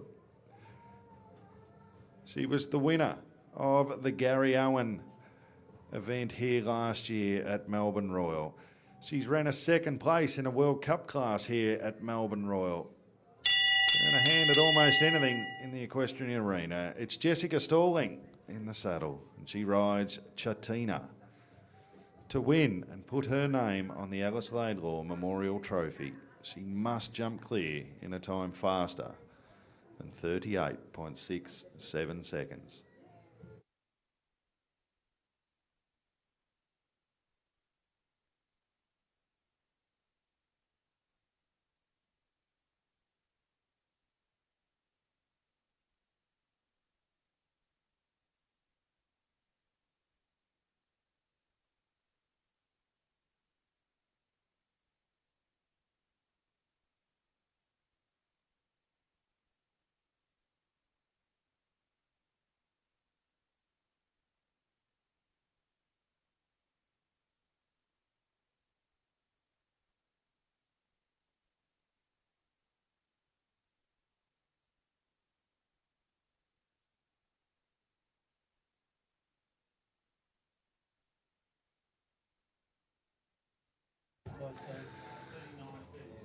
Well, so close but so far away. Good enough to move into second. Chatina just stalling 39.36 the time.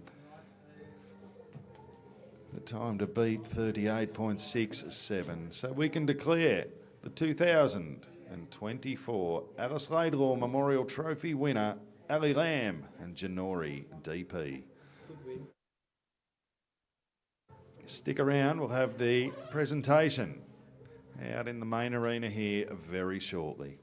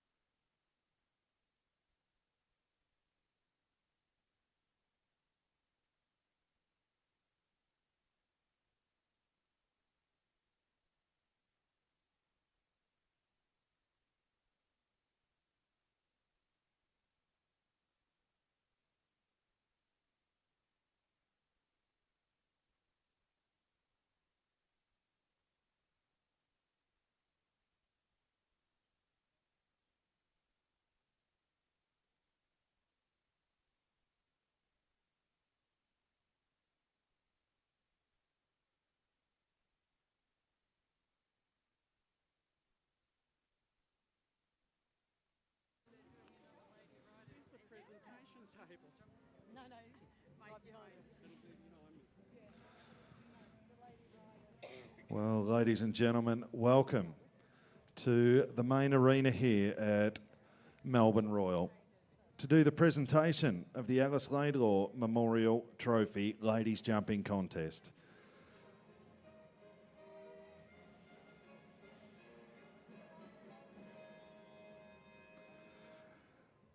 This class will be presented today by Jane Thomas, the granddaughter of the late Alice Laidlaw.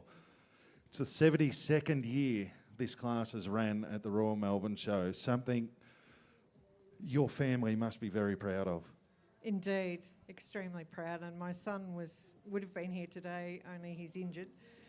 And he was wanting to bring his son. So we're trying to keep it going in the family as long as we can. And some of the names on the trophy over the years, there's Olympians for Australia, Vicky Roycroft, Colleen Brook. In later years, Katie Laurie, who also represented Australia at the Olympics or World Equestrian Games. And you see the lineup here of young kids coming through. Sue Coleman, one of my favourite riders for many years. And Ali Lamb, a great friend who's won today. But you must be very proud of what you've seen here today at Melbourne Royal. Indeed, these girls have done an amazing job today. Not only these 6 here, but all of them did a really good job today. So congratulations, girls, and thank you for continuing to come and ride in the Alice Laidlaw. And if your grandmother was alive today, do you think she'd be tickled pink with what happens here? Certainly she would be. She loved all girls that loved to ride. If you had 4 legs and a tail, she was right behind you. So if you were riding or you had a dog, she was right with you. Oh, well, fantastic. Thanks, Jane, and thank you to your family for the ongoing support of Melbourne Royal.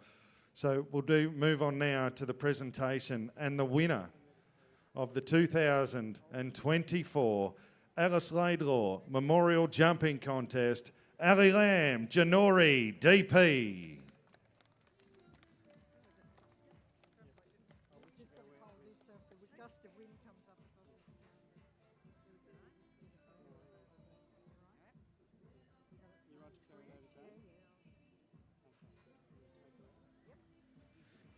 Also helping with the presentation from the Horses in Action Committee, Mrs. Bernie Hearn, and our judge, Mrs. Anne Garner.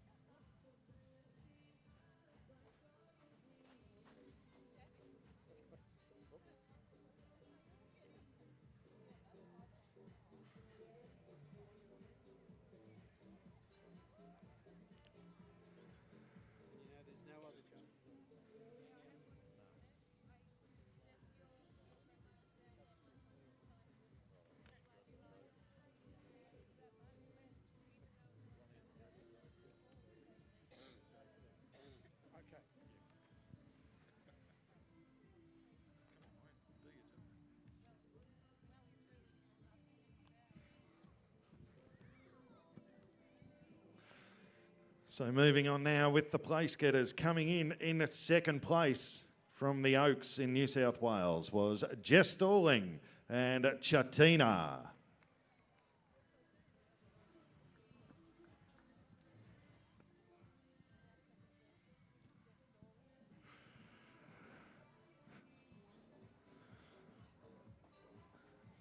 In third place, Kate Beadle, Charlotte Elmer.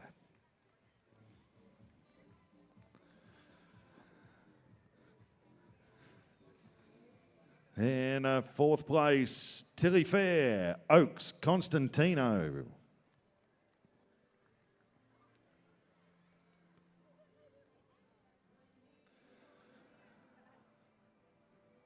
In fifth place, Sue Coleman, Lizetta.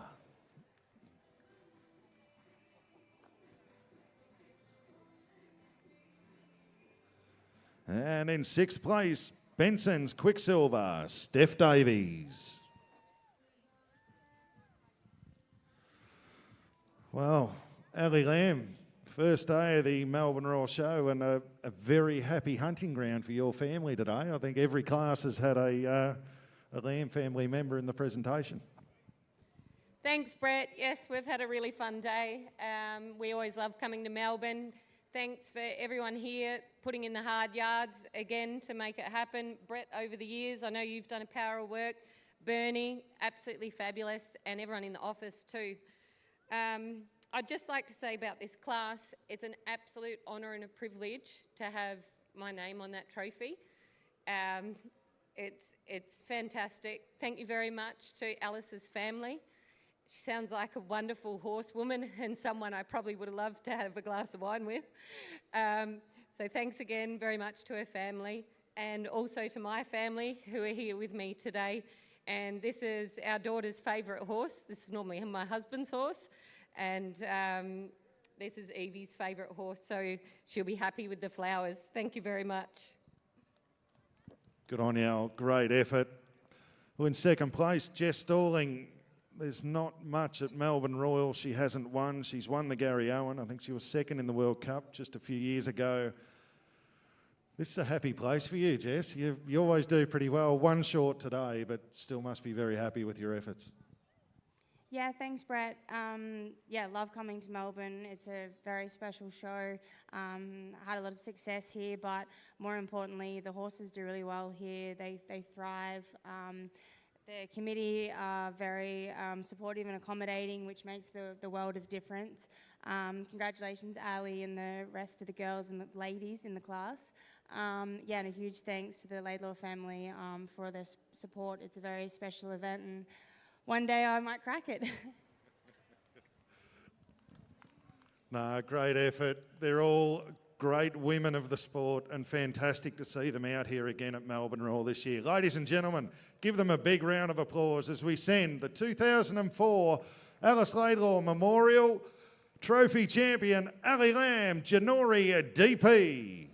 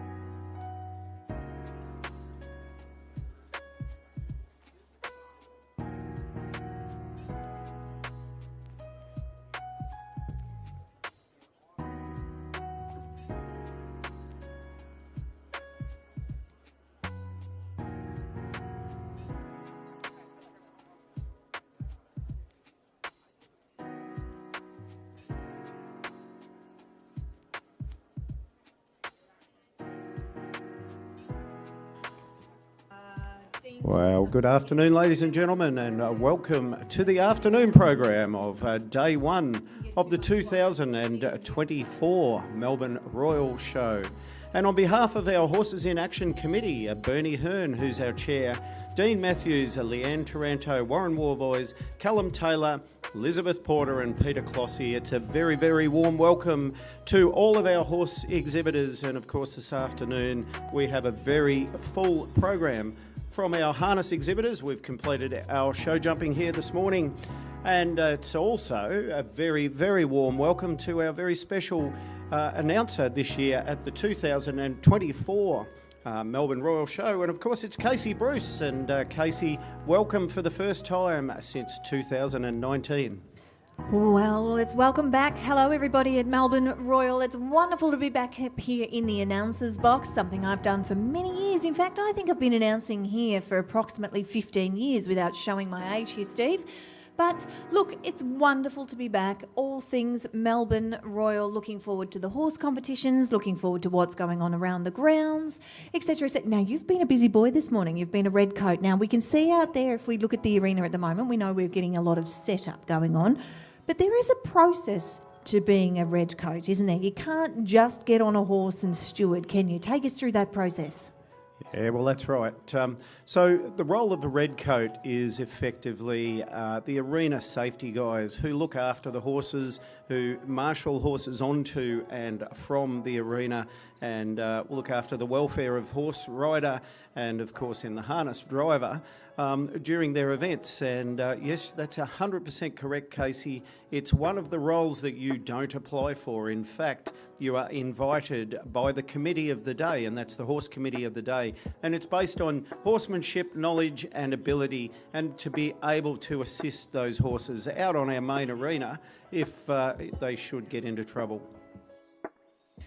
Well, if you're looking to get around the Melbourne Show this year, of course, from today right the way through to Sunday, the 6th of October, the Melbourne Royal Show is set to bring joy and happiness to all Victorians, of course, even if you're from interstate, for all ages. This year's show is truly unmissable, featuring incredible new attractions, more farm experiences and animals, and greater value with loads of activities for everyone to do, see, taste and discover. By day, enjoy family fun and farm adventures, but by night, guess what? You can indulge in delicious food and spectacular evening entertainment. So I'm led to believe that we're going to have some wonderful fireworks out here tonight on our main arena, and looking forward to it too. Don't forget, Steve, this year our animal nursery is having its 60th birthday. That's going to be fun. What can we expect in the animal nursery? Have you got any ideas? You're a farm boy. Take us through. 60 years, I can't believe. 60 years of the Animal Nursery, ladies and gentlemen, boys and girls. A day at the Melbourne Royal Show is not complete until you visit our Animal Nursery. And of course, you can pat a duck, pet a chook, and indeed, meet a goat.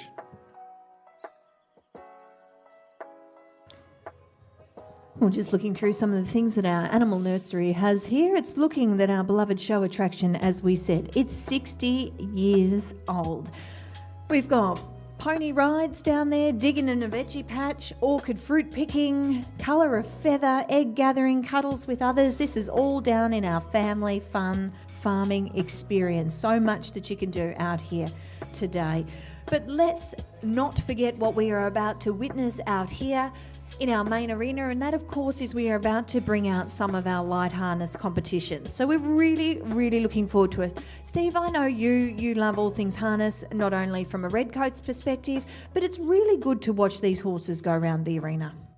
Look, it's a big kudos to the dedicated group of people who continue the harness tradition. And of course, harness were the premier means of transport back through the late 18th, well indeed, way back into the 17th century, all the way through to the 1950s. And there's a dedicated group of people who continue that tradition here at Royal Shows.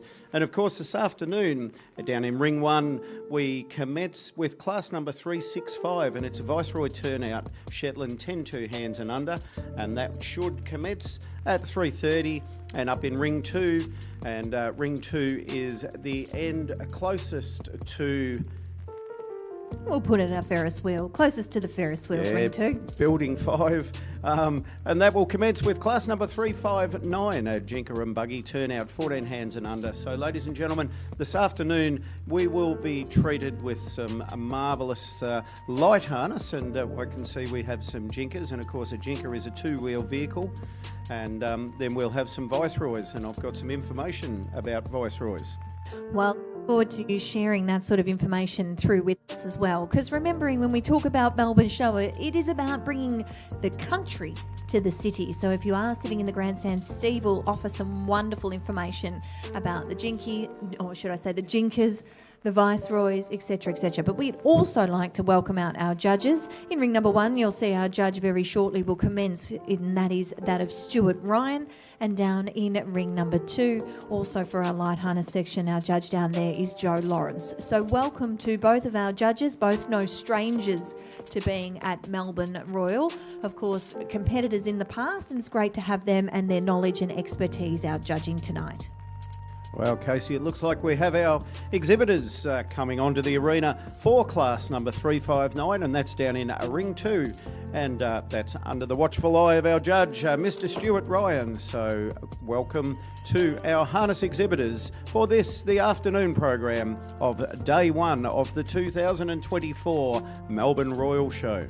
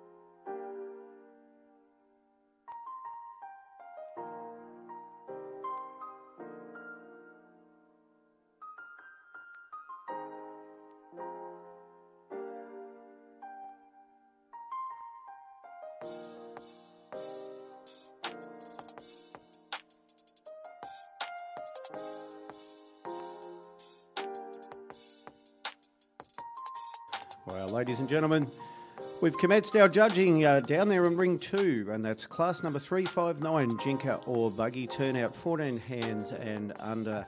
And I have a very special guest up here in the broadcast box. And it's Martin Garoni, and of course Martin is our newly appointed Senior Manager for Equestrian and Dogs, and 2024 Melbourne Royal is in fact Martin's first taste of the wonderful show, and of course the Melbourne Royal is the premier royal show in Australia. And good afternoon to you, Martin. Good afternoon, Steve, and yeah, great to be on board and really enjoying it. The show jumping this morning was spectacular, and seeing these buggies out here at the moment and the riders, what a wonderful experience it is for anybody that's getting along to see them. Yes, it is. And tell us, Martin, what's your journey to become a senior manager of an agricultural show, in particular the equestrian events? Probably right place, right time, Steve. But yeah, moved down to Melbourne recently to be closer to family.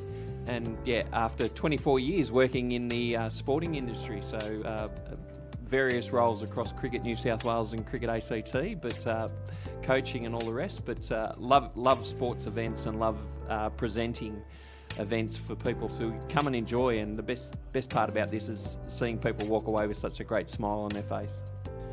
And how intimidating is it to be mixing amongst these amazing equestrian athletes? Oh, look, the quality of the horses so far that I've seen, and even the ponies and that we can see out there now, they're exceptional. I've been very fortunate to work with elite athletes of the humankind, and to see these elite athletes of the equine industry, they do such a fantastic job. They're so well presented, they're so well trained. And the riders and everybody involved is doing a magnificent job. Yeah, that's correct. And of course, some of the show jumpers here at this year's Melbourne Royal Show are Australia's finest riders. So we're certainly about to commence our show jumping program. In fact, we've had it this morning, and it's been an incredible success already. And we're looking forward to the next 4 days of incredible show jumping here at Melbourne Royal. Martin, what's been the most challenging to date? Oh, I think just for everybody learning a new area and learning about new products and everything like that. Preparing the venue has been challenging. We've had a number of other events here, so getting everything sorted and having everything ready to go. The rain's been a bit of a challenge as well, but we're really enjoying getting ourselves sorted and getting the events on, and to see that everything start so well today, it's been brilliant.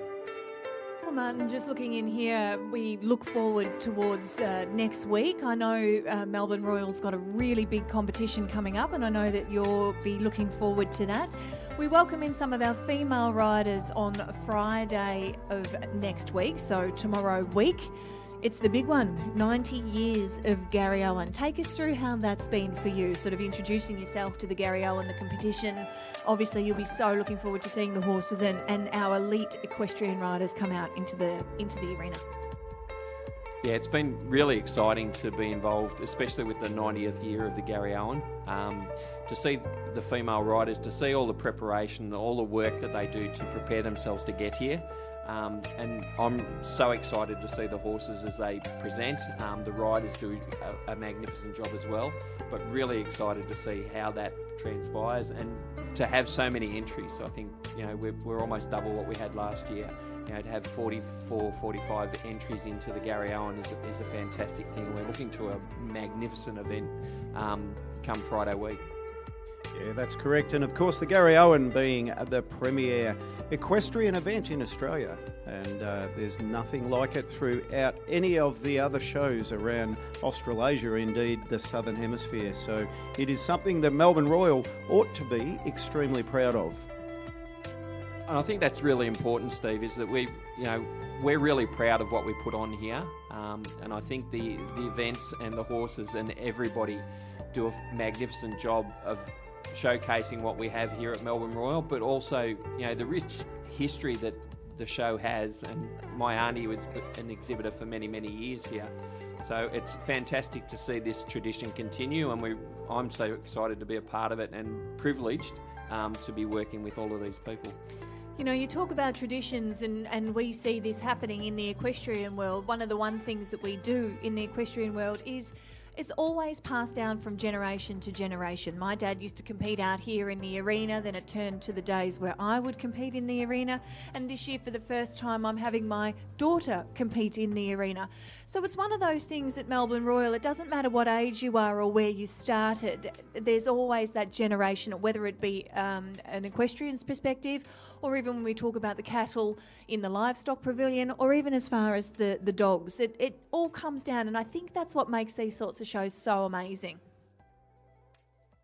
Most definitely, and to see the pride that everybody takes in how they present themselves, and I've been up at the dog arena so far this morning as well, and to see the pride people take in the presentation of their animals, the way that they deliver them to and from. I wouldn't mind being treated like the way some of them do get treated, and to see the big vehicles and everything that transport the horses around. You know, they do travel in luxury, which is great, but it also helps them compete. And we need to remember they are elite athletes, and so you know they deserve all of that. Yeah, that's right. Ladies and gentlemen, I'm joined in the broadcast box this afternoon with a very special guest, and it's Mr. Martin Garoni, who's the Senior Manager from Equestrian and Dogs, and this is his first year at the helm of the Horses in Action program for Melbourne Royal. And Martin, I guess the positivity that you have already brought to the role, and in fact the feedback that we're getting from all and sundry is incredible, and we hope that you have a long and happy career with us here at the Melbourne Royal Show. Thanks very much, Steve. Really appreciate the opportunity, and yeah, I wish everybody the best for the show, and obviously your daughter Casey hopefully does really well and enjoys the experience, and I think that's the key. You know, the young ones coming through keep everybody young, and it's great to see how they participate. So thanks very much for the opportunity, and yeah, carry on with what is a great show. Ladies and gentlemen, Martin Garoni. Thanks again, Martin.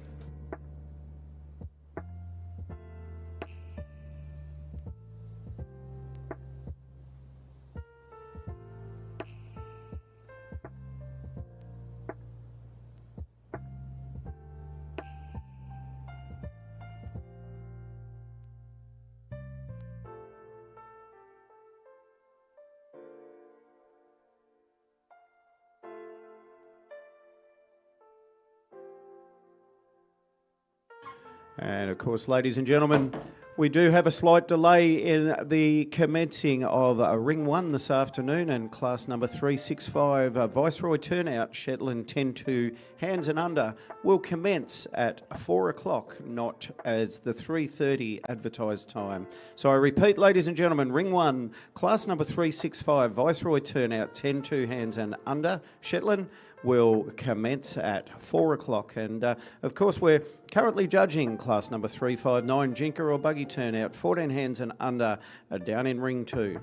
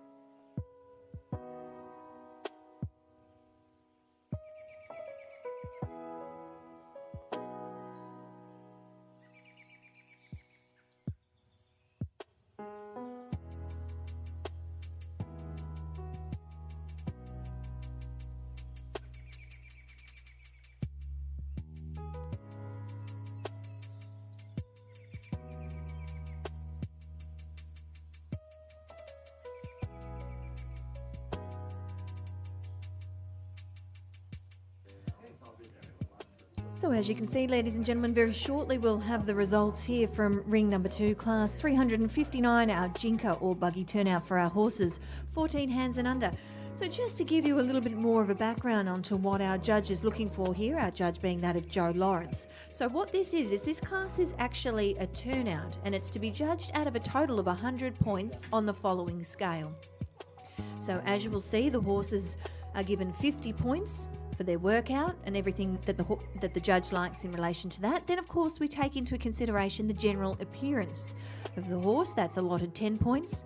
The vehicle, 30 points. And the harness, 10 points. So very, very shortly, we're going to get the very first of our announcements to come up. And I know Steve is all over that, anxiously awaiting. So Steve, as soon as we get some results coming through, we'll certainly hand them the way of everybody. And it looks as though we might have a result. So let me see if our orchestra strikes up here. Do we have orchestras? Do we do that still? Maybe, maybe not. I'm thinking maybe we might get an orchestra. If we can get an orchestra, we'll give everybody the results. Be back in just a minute.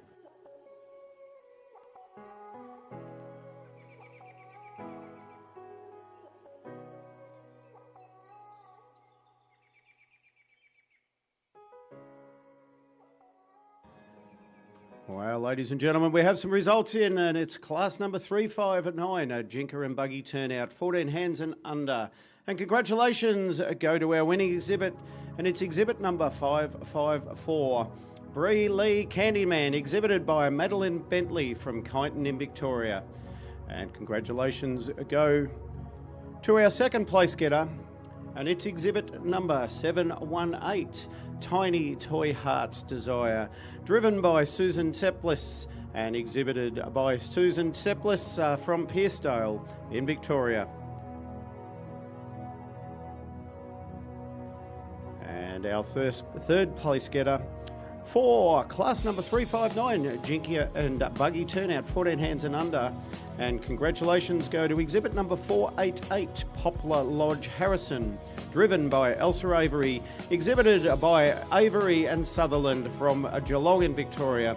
And rounding off our place getters for class number 359, Jinker and Buggy Turnout, it is exhibit number 1671, Abergaнафи Moonbeam, driven by Maureen Pengelly, exhibited by SNN Finnemores and M. Pengelly and K. Buckley from Gindera in New South Wales. So congratulations to all our winners and place getters down there for our very first harness class for the 2024 Melbourne Royal Show.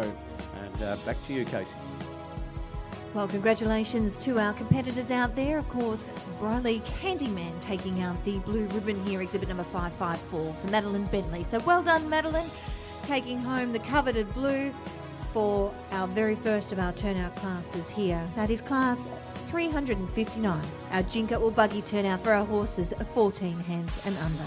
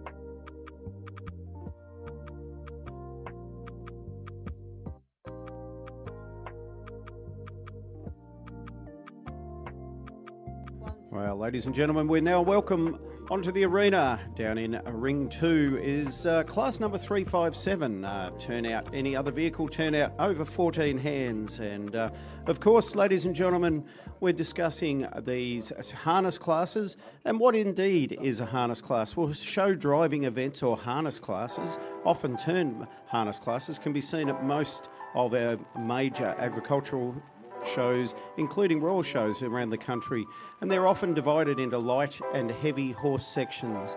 Programs typically include classes for turnouts, horses, ponies and drivers. In turnout classes, the horse vehicle and harness and general appearance are to be judged, which is what we're doing this afternoon, ladies and gentlemen, on Ring 2, whilst other classes concentrate on performances of the horse, ponies and or the drivers. Classes for light harness horses and ponies are usually divided into height groups and sometimes also divided by breed, such as hackney or non-hackney. Horses and ponies are judged according to the way they perform at their different paces. In their individual workouts, vehicles are often used in the light harness show ring include viceroys and buggies, four-wheelers, and sulkies and jinkers and gigs, which are all two-wheeler vehicles. So, ladies and gentlemen, sit back and relax, and as we commence our judging of class number 357, light harness, turnout, any other vehicle over 14 hands.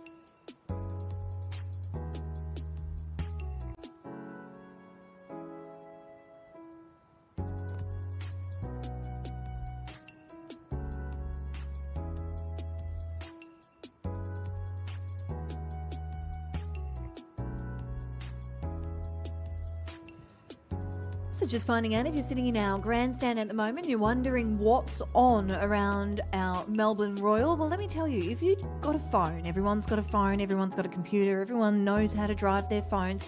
If you jump onto the Melbourne Royal website and you go into the little space that says Explore, underneath Explore, you'll see what's on.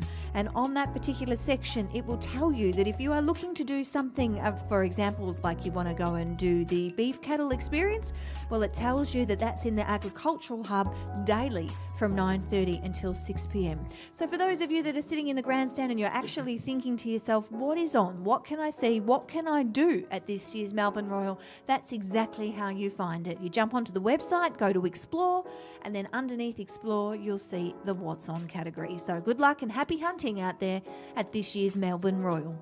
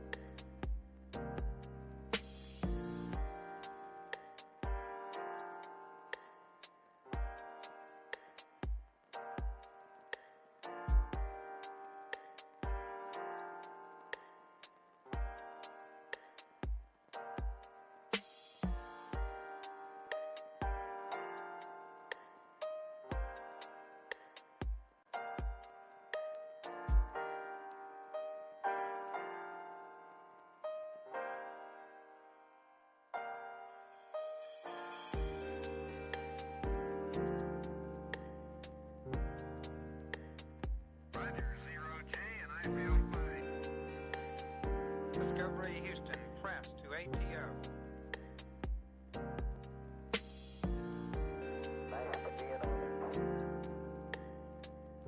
Liftoff of mission 41D, the first flight of the Orbit Discovery, and the shuttle has cleared the tower.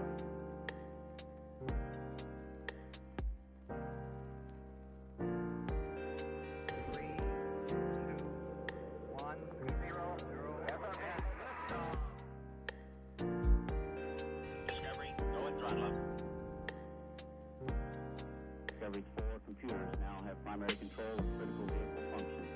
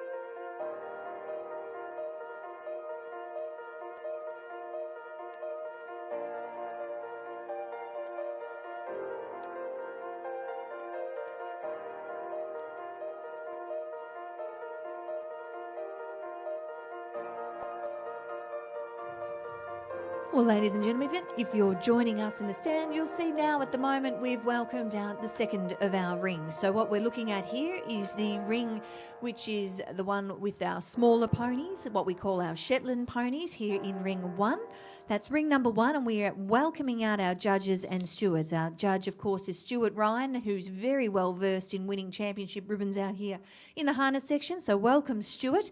And he's about to get underway judging class 365, which is our Viceroy turnout Shetland for our horses 10-2 hands and under. In just a few moments' time, we'll announce the winners and place getters over there from ring number 2. So as soon as we have those results, we'll bring it straight to our...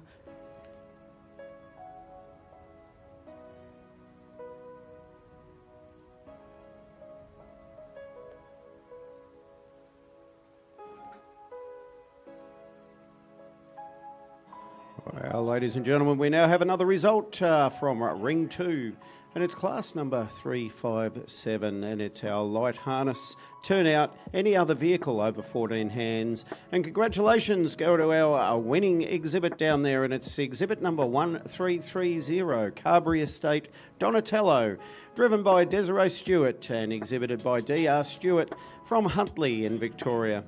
And our second place getting congratulations go to exhibit number 1193. It's Carly Mozart, driven by Ruby Lawrence and exhibited by Diana Lawrence from Toolin in Victoria. So congratulations to our winner and place getter down there in class number 357. And Casey, indeed, we have a couple of different vehicles out here this afternoon. Well, I was going to ask you, Steve, you look down in ring number 2, you can see 2 vehicle buggies, or jinkers as they're called. And now we're looking out here in ring number 1, we're looking at the vehicles that our Shetlands have got. They're our Viceroys. Take us through what makes some of the difference. What are we looking at here? Well, ladies and gentlemen, this afternoon we're going to see a large selection of various harness vehicles, and I'll do my best to run through some of the distinguishing factors of each of the vehicles we'll see.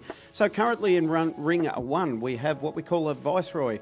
And a Viceroy is a show vehicle, and it's a 4-wheel vehicle with pneumatic tyres, and it seats one person. And of interest, one of the first Viceroys was built by Mills of Paddington in London in 1910. The name Viceroy is said to have been named after a famous hackney horse of the time, and it was designed to show as a show vehicle, being light, allowing the horse to move freely and perform its best. And also being light, it requires minimal harness, unlike a traditional harness vehicle. So they're designed to really show our horse off. And then, of course, we move on to a buggy, and a buggy is a 4-wheel, hard-tired horse vehicle designed primarily for the carriage of people. It has 1 or 2 seats with the seating for 1, 2 or 4 people, all facing forward. It has a flat or curved tray with a full or partly boxed sides and a dashboard. It may also have a hood. The floor is not undercut to accommodate the turning of the forecarriage and its front wheels. Then we have a sulky or a jinker. And a sulky is a 2-wheeled, hard-tired vehicle to seat 1 or 2 vehicle. And of course, these vehicles are all traditional, what we call traditional vehicles. And the springs are attached to the axle and the shafts to the axle. It may also have a 3rd spring attached. So they're designed primarily to transport 2 people. And a sulky suitable for turnout class is a 2-wheel vehicle, hard-tired vehicle to seat 1 or 2 people.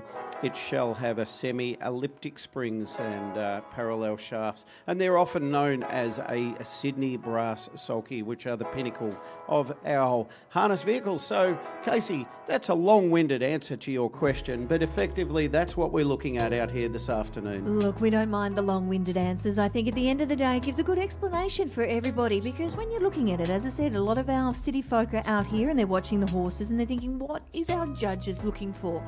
That's a little bit of an explanation into the vehicles that our horses are driving. But as you can see out here at the moment, we are also in ring number 1, and if you look to our big screen TV there, you get a wonderful sight of what we're seeing out here in ring number 1, and you'll see that we're looking at our Shetland ponies. So traditionally, Shetlands are a pure breed black colour, like you'll see the black, which is in the foundation colour of the Shetland.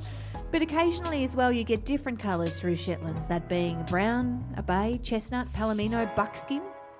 But we can also see out there we've got a piebald. So there's a couple of piebalds, that being black and white. So our Shetlands are a very, very versatile little pony, and they're also very, very hardy, which are ideally suitable and reliable for kids' ponies, but also we have a lot of fun with them as adults for our harnesses, which we're seeing out here at the moment. So our Shetland ponies' nature, they're very, very intelligent and they're wonderful affinity with kids. And of course, if properly broken in, and they have good manners. So sometimes people say there's sometimes small horses, they've got the energy and the, what am I looking for? What's the word? They've got the energy and the stigma of that, of they think they're a lot bigger than what they are sometimes. They can have a little bit of attitude. I think they call it a large amount of attitude. Well, our Shetlands, as I said, very versatile, and I'm looking forward to watching. So our judge at the moment is looking at how our horses cover the ground, how they pull the vehicle, their style, their show sense, so to speak. But as you can see, each and every one of our drivers out there has a hand, a helper with them, what we would classify as their strapper, to give them a hand just to be there to make sure that everything runs smoothly in class. Now, Casey, did you realise that the Shetland pony is in fact named after its origin, which of course are the Shetland Islands in the north of Scotland? And Shetland ponies generally have a heavy coat and short legs and is strong for its size, and was used early days in the mines, in the coal mines, to drag our coal carts and mines underground.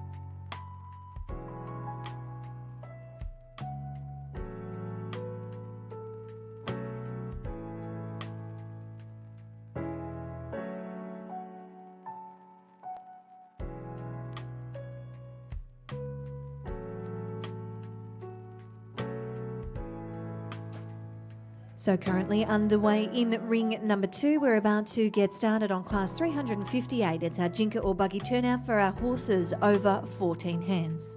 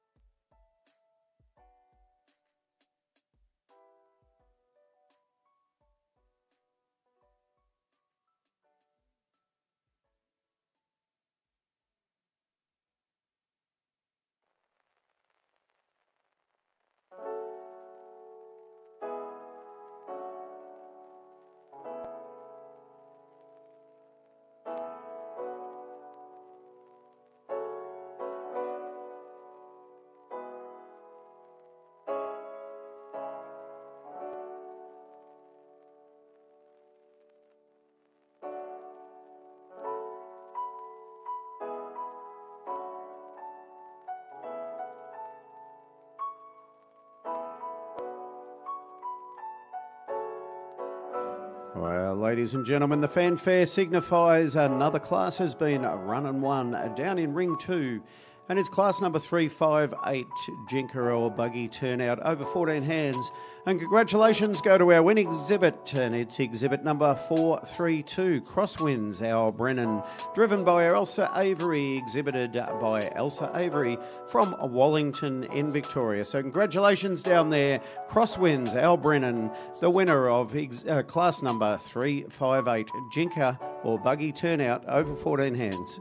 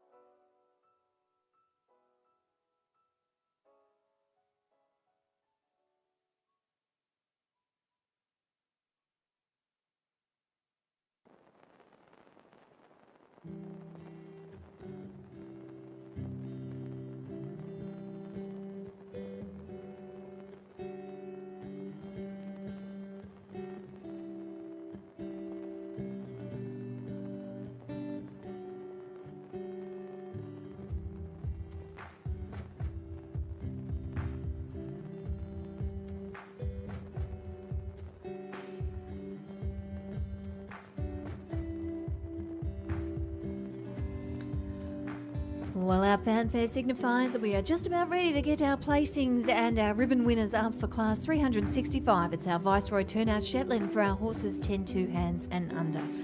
Our winner goes the way of exhibit number 1275. It's at Kilpara Park On Point, driven by Daryl Hayes, exhibited by Lisa McLennan from Darrenallum here in Victoria. Congratulations to Lisa and Daryl. Our second place goes to 1656. It's Lentara Harveston, driven by Ali Bellinger, nominated by Anne Lind from Wolseley in South Australia.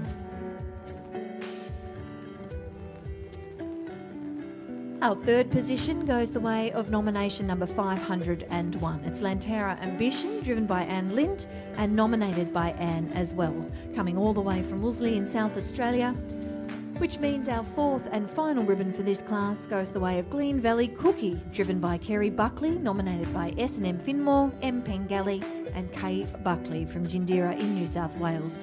Exhibit number 1613. So again, all honours here going to Kilpara Park On Point, and Daryl Hayes being the driver and Lisa McLennan taking home the blue ribbon here, number 1275. So congratulations to our exhibitors down there in ring number 1.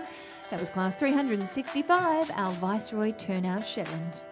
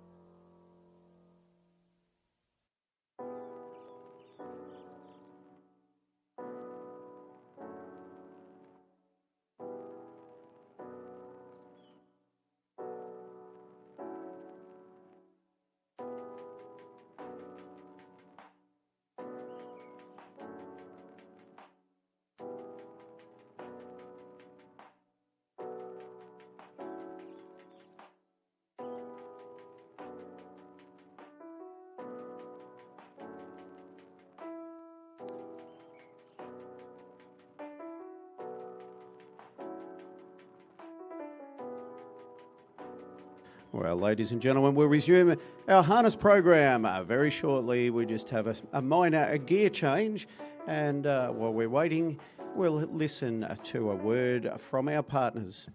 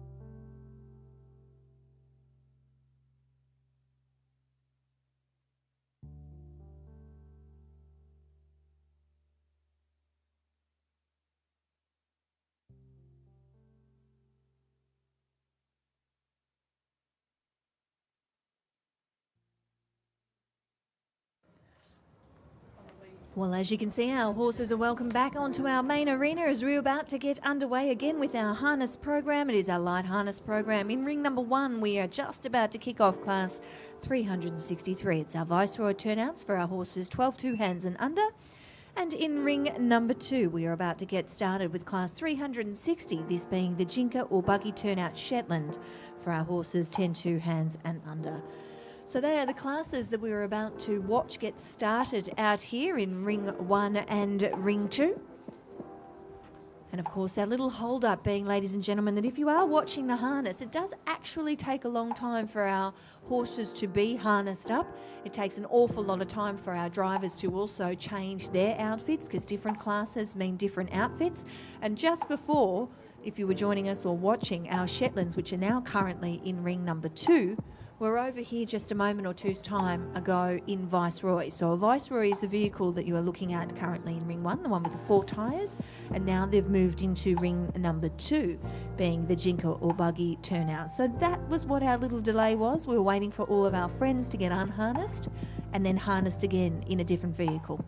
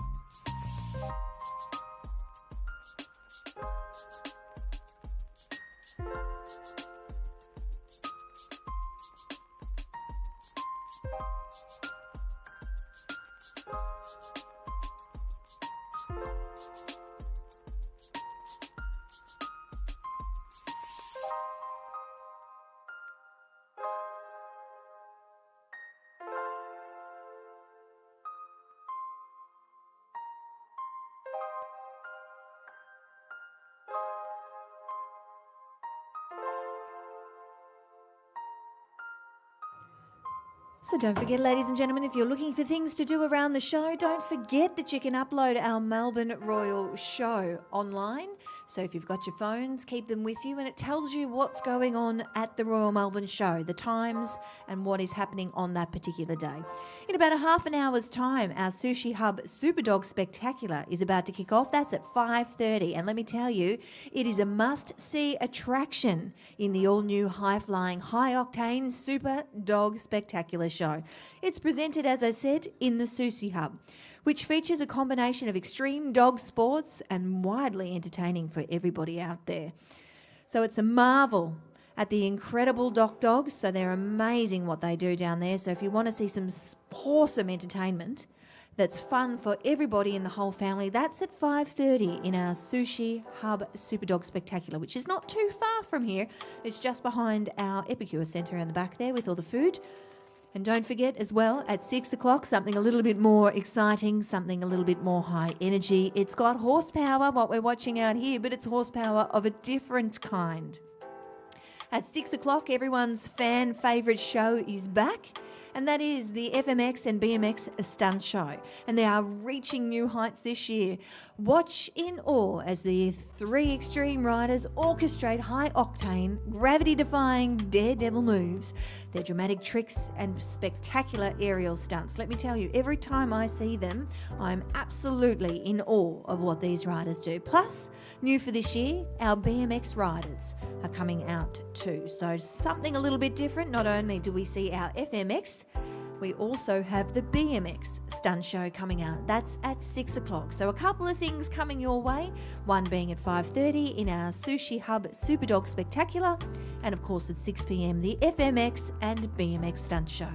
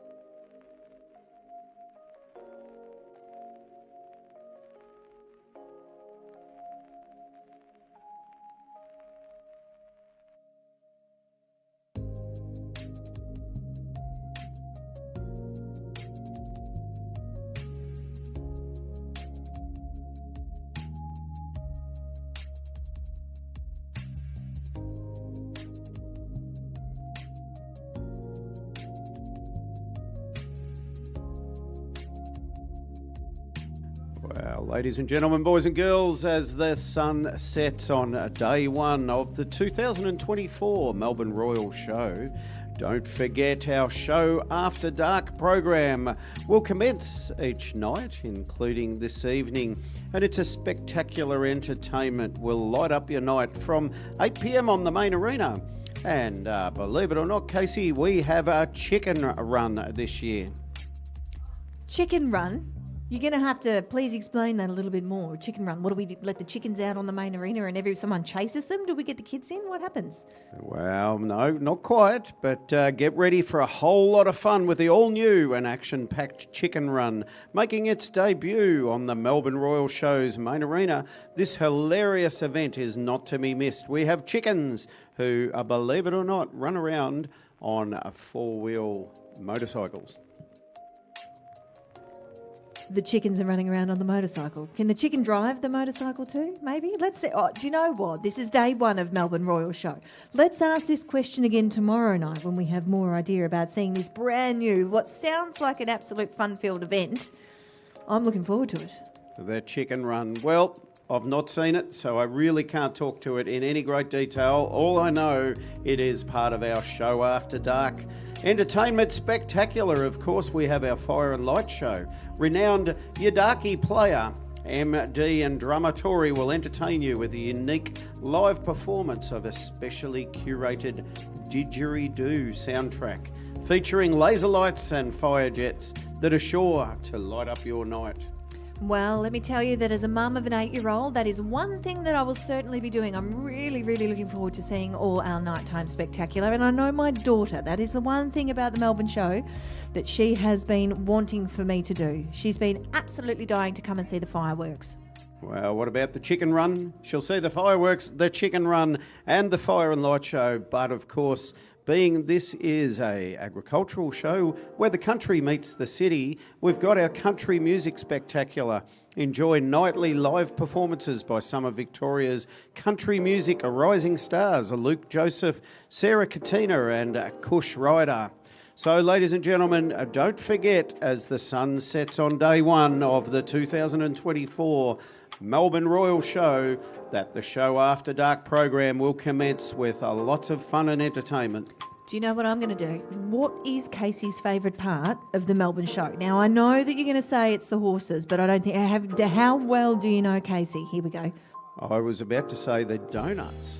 Well, yes, I am a fan of a donut, but let me tell you that when I finish here, my After Dark schedule is I'm going to trek it straight to the Showbag Hall, and I'm going to go and get myself something that's got chocolate in it, so that when we have our cup of tea tomorrow, or we're sitting here and we're looking for something sweet, I'm going straight back to the Showbag area. Oh, look, I like it. And of course, we could have also spoken about the country women's kitchens, which are everybody's favourite. The CWA, those scones, those girls, they can bake. And can they ever? And they also make a delightful, delicious, old-fashioned roast meal for the public, which can attend the CWA kitchen all through the show for some country cooking delights. Well, I was going to let you in a little secret there. I actually have at home a CWA cooking book that I quite often use. I do love learning how these girls make these beautiful things, and a favourite for mine at some point in time through the duration of the show, because we are here for the whole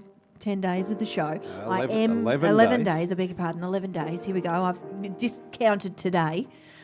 I am going to definitely make my way down there, and I'm going to get some scones with jam and cream. Well, I want to get a tea towel. You know what? I collect CWA tea towels, and I have one every year from 1980.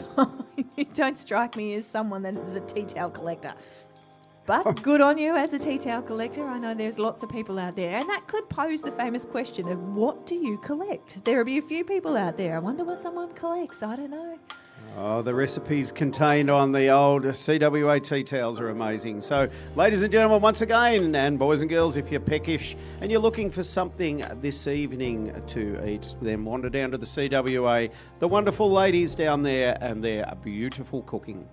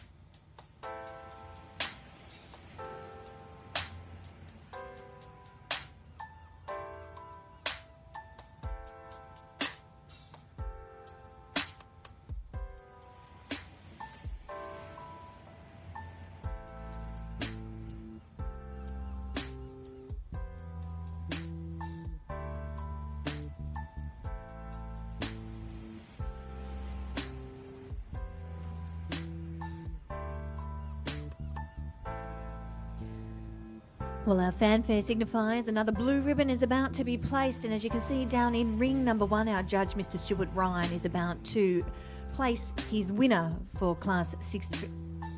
Take 2. 363, Viceroy Turnout, 12 hands and under. Our winner goes the way of exhibit number 557. It's Naringaluk Gandalf, driven by Rodney Lane. So congratulations to Rodney, taking out the blue ribbon there from Batesford in Victoria. Our second place ribbon goes to 1051. It's Eagle Park Touch Me, driven by Julie Aberhart. So congratulations to Julie. Our third place we call forward Rochdale Twilight, driven by Melissa Benelak, number 126. Our fourth ribbon goes to 1068. It's Shush Fright Night, driven by Dee Asselbrook, nominated by Mr. D. Stewart from Huntley here in Victoria.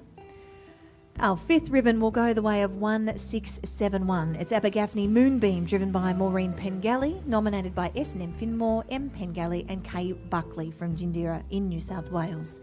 And our sixth and final ribbon goes to Madeline Bentley's nomination, Shangri-La, See Throw the Dice. So there you have it, the results here for class 363, our Viceroy turnout for our horses 12 hands and under. As I said, our winner going the way of Naringaluk Gandalf. Congratulations to Rodney Lane and the team.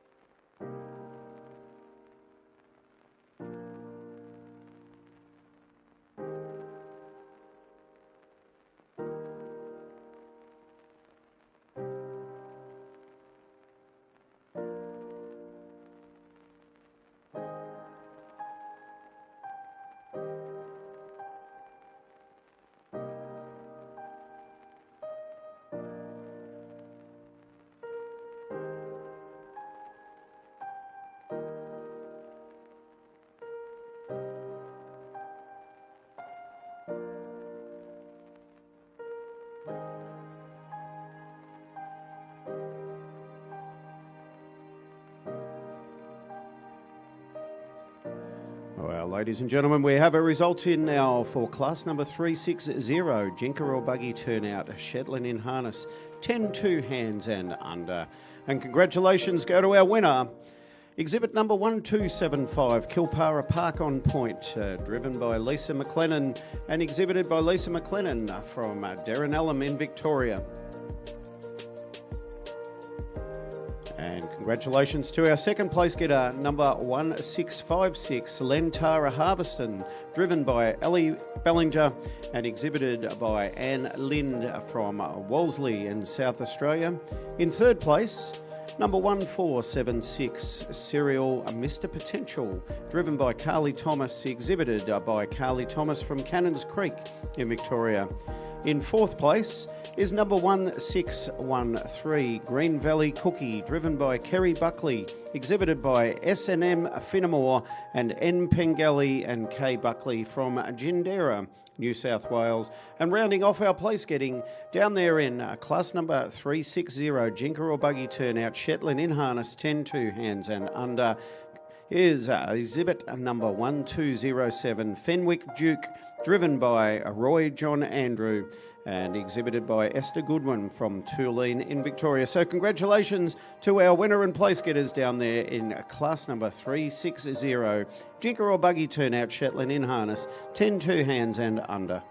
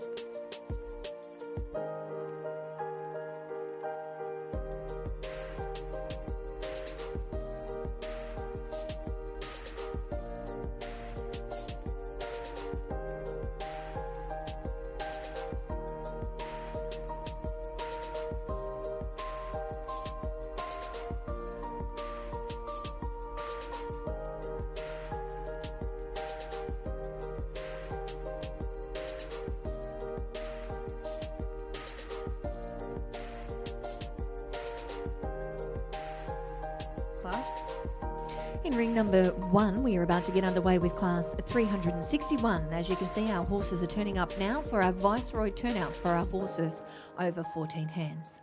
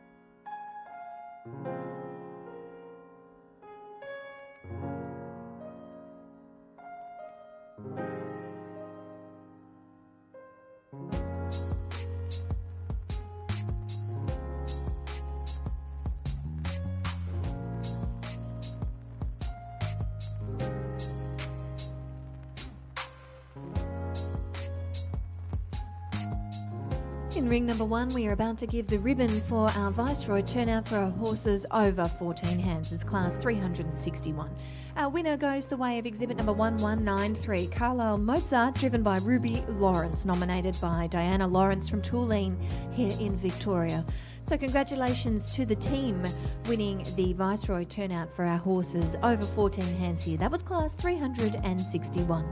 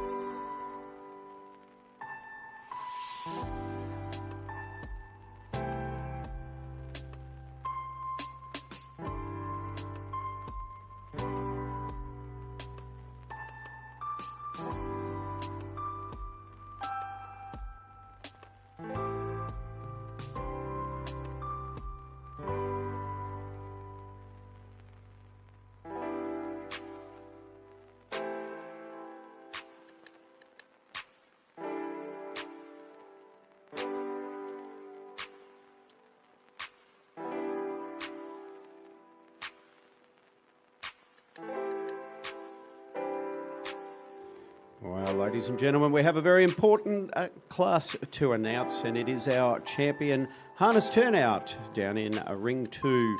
And congratulations go to our champion, and it's number 432 Crosswinds, Al Brennan, driven by Elsa Avery and exhibited by Elsa Avery from Wellington in Victoria.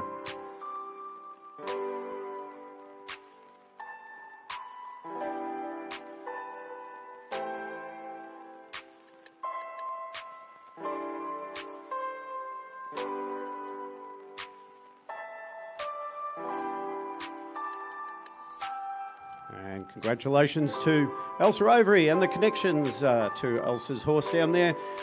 And we can now announce our reserve champion, and it's exhibit number 1330, Carberry Estate Donatello, driven by Desiree Stewart and exhibited by D.R. Stewart from Huntley in Victoria.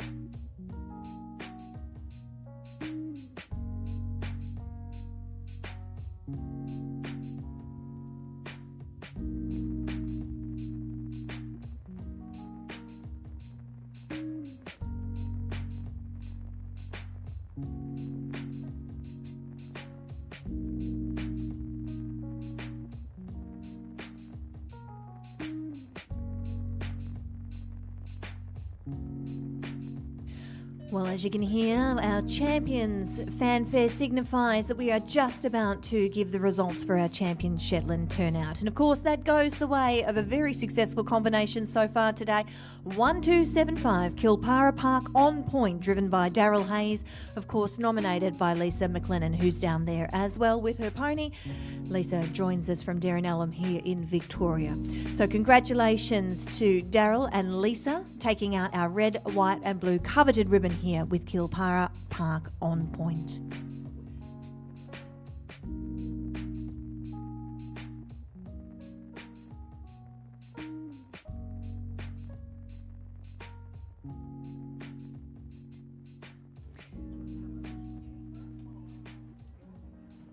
And as you can see, our judge has just sashed our champion as he shakes the hand of Daryl Hayes, the driver. And we now make the presentation to our reserve champion, which goes the way of exhibit number 1656. It's Lentara Havastan, driven by Ellie Ballinger. So congratulations to Ellie, taking out the reserve champion. And Anne Lind, all the way from Wolseley in South Australia. So congratulations to this team. The drive has been worth it, taking out our reserve champion here for our Shetland turnouts for our horses 10 2 hands and under. So again, a big thanks to our judge and stewards down there, as that concludes what I think is our judging here for ring number 2 now. So we've seen our champion harness turnout as well as our champion Shetland turnout for ring 2.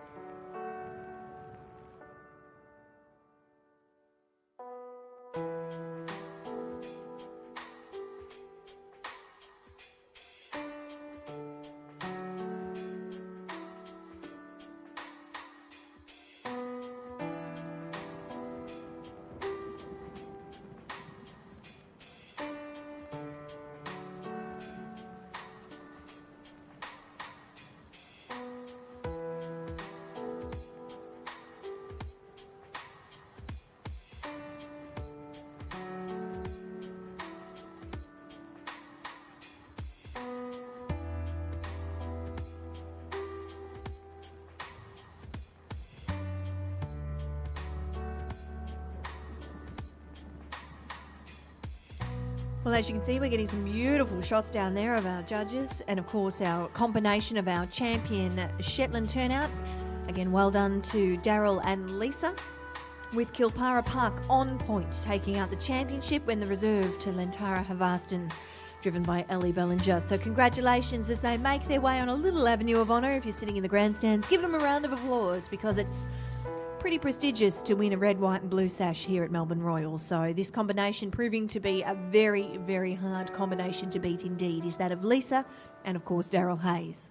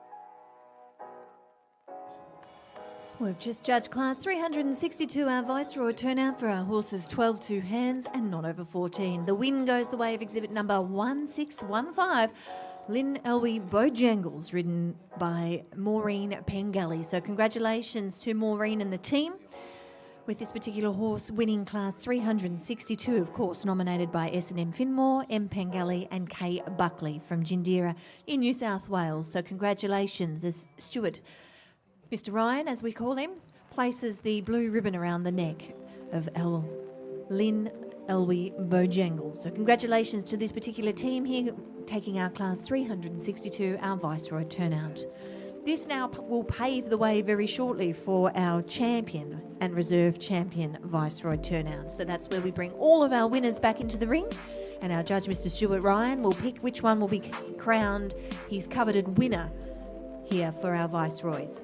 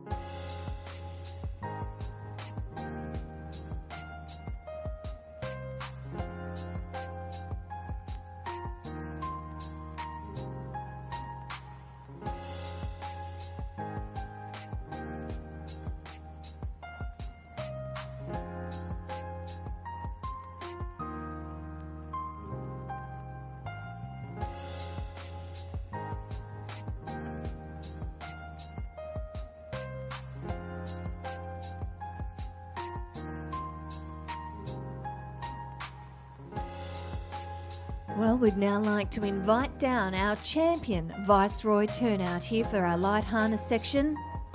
This is class 370S. Our win goes the way of Naringaluk Gandalf, driven by Rodney Lane. Congratulations to Rodney and his team. Exhibit number 557. So as we invite Rodney down to receive that coveted red, white and blue sash, you'll see very shortly our judge, Mr. Stuart Ryan, will make the presentation to our winning combination.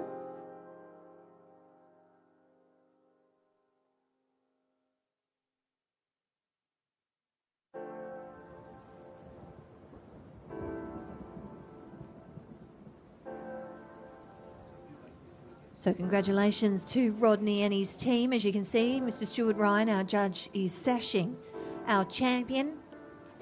And as he is sashing our champion, ladies and gentlemen, I'll call forward our reserve champion, Viceroy turnout, and it goes the way of exhibit number 1051. It's Eagle Park Touch Me, driven by Julia Aberhart. So congratulations to Julie. Julie joining us from Tooradin here in Victoria. So congratulations to our champion and reserve champion down here in ring number 1. It is for our Viceroy turnouts.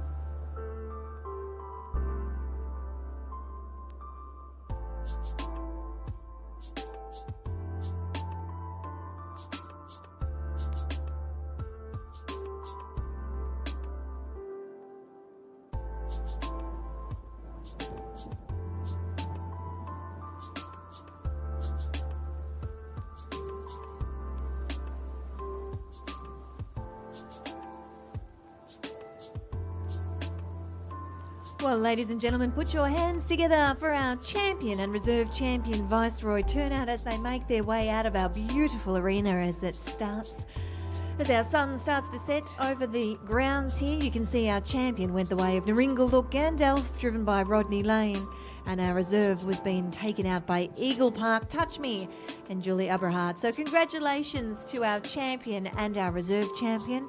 This leaves just another class here for ring number 1, that being our driven stallion for our horses over 10-2 and not over 14 hands, before we begin with our evening harness parade. So just 2 more classes from our main arena before our nighttime entertainment kicks in.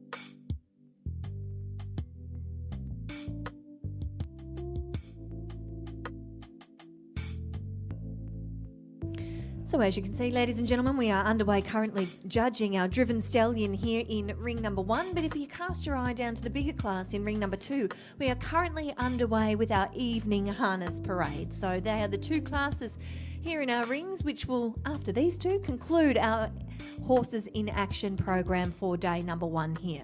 Don't forget, we've got more show jumping and more harness tomorrow, so there's plenty to be had if you're coming back to the show. If not, don't forget, ladies and gentlemen, you can load onto the Melbourne Royal Facebook, well, not Facebook page, like to the Melbourne Royal site, and you can have a look. You can go into the Explore section and you can go to What's On. And under the What's On, it tells you what's going on around the show and at what time. So I know that at 6 o'clock we get underway with the FMX BMX show team. So be sure to make your way up there before 6 o'clock.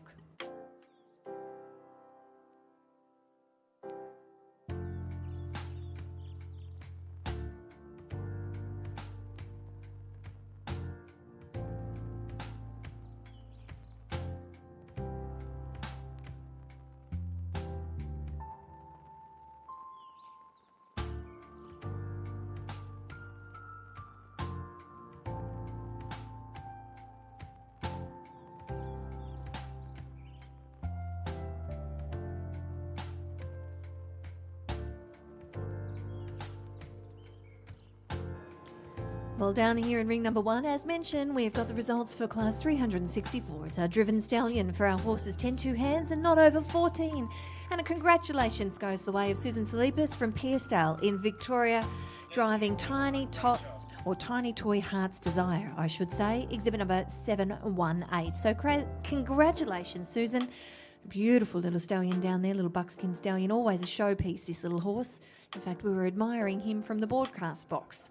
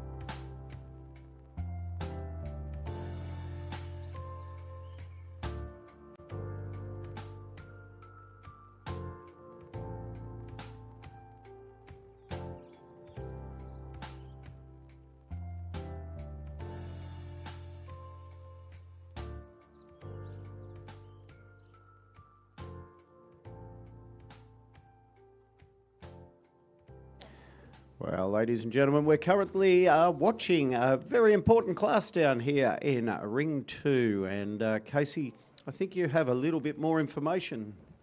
Well, look, it's one of those classes, our evening harness parade, where our judges is judging everything. And as you can see, we're looking into the light and heavy harness of our exhibitors. So you can be either a light harness or a heavy harness. It doesn't matter what you want to go into. And of course, anyone can enter our evening harness parade. So currently looking forward to seeing who will be crowned our winner. But as you can see, our judge down there, Mr. Joe Lawrence, is having a wonderful time casting his watchful eye over each of these ponies. So how many do we got down there? 2, 4, 5. And each horse is different. And this is the beauty about our horses, is each horse is a different type of horse. We've got different colours.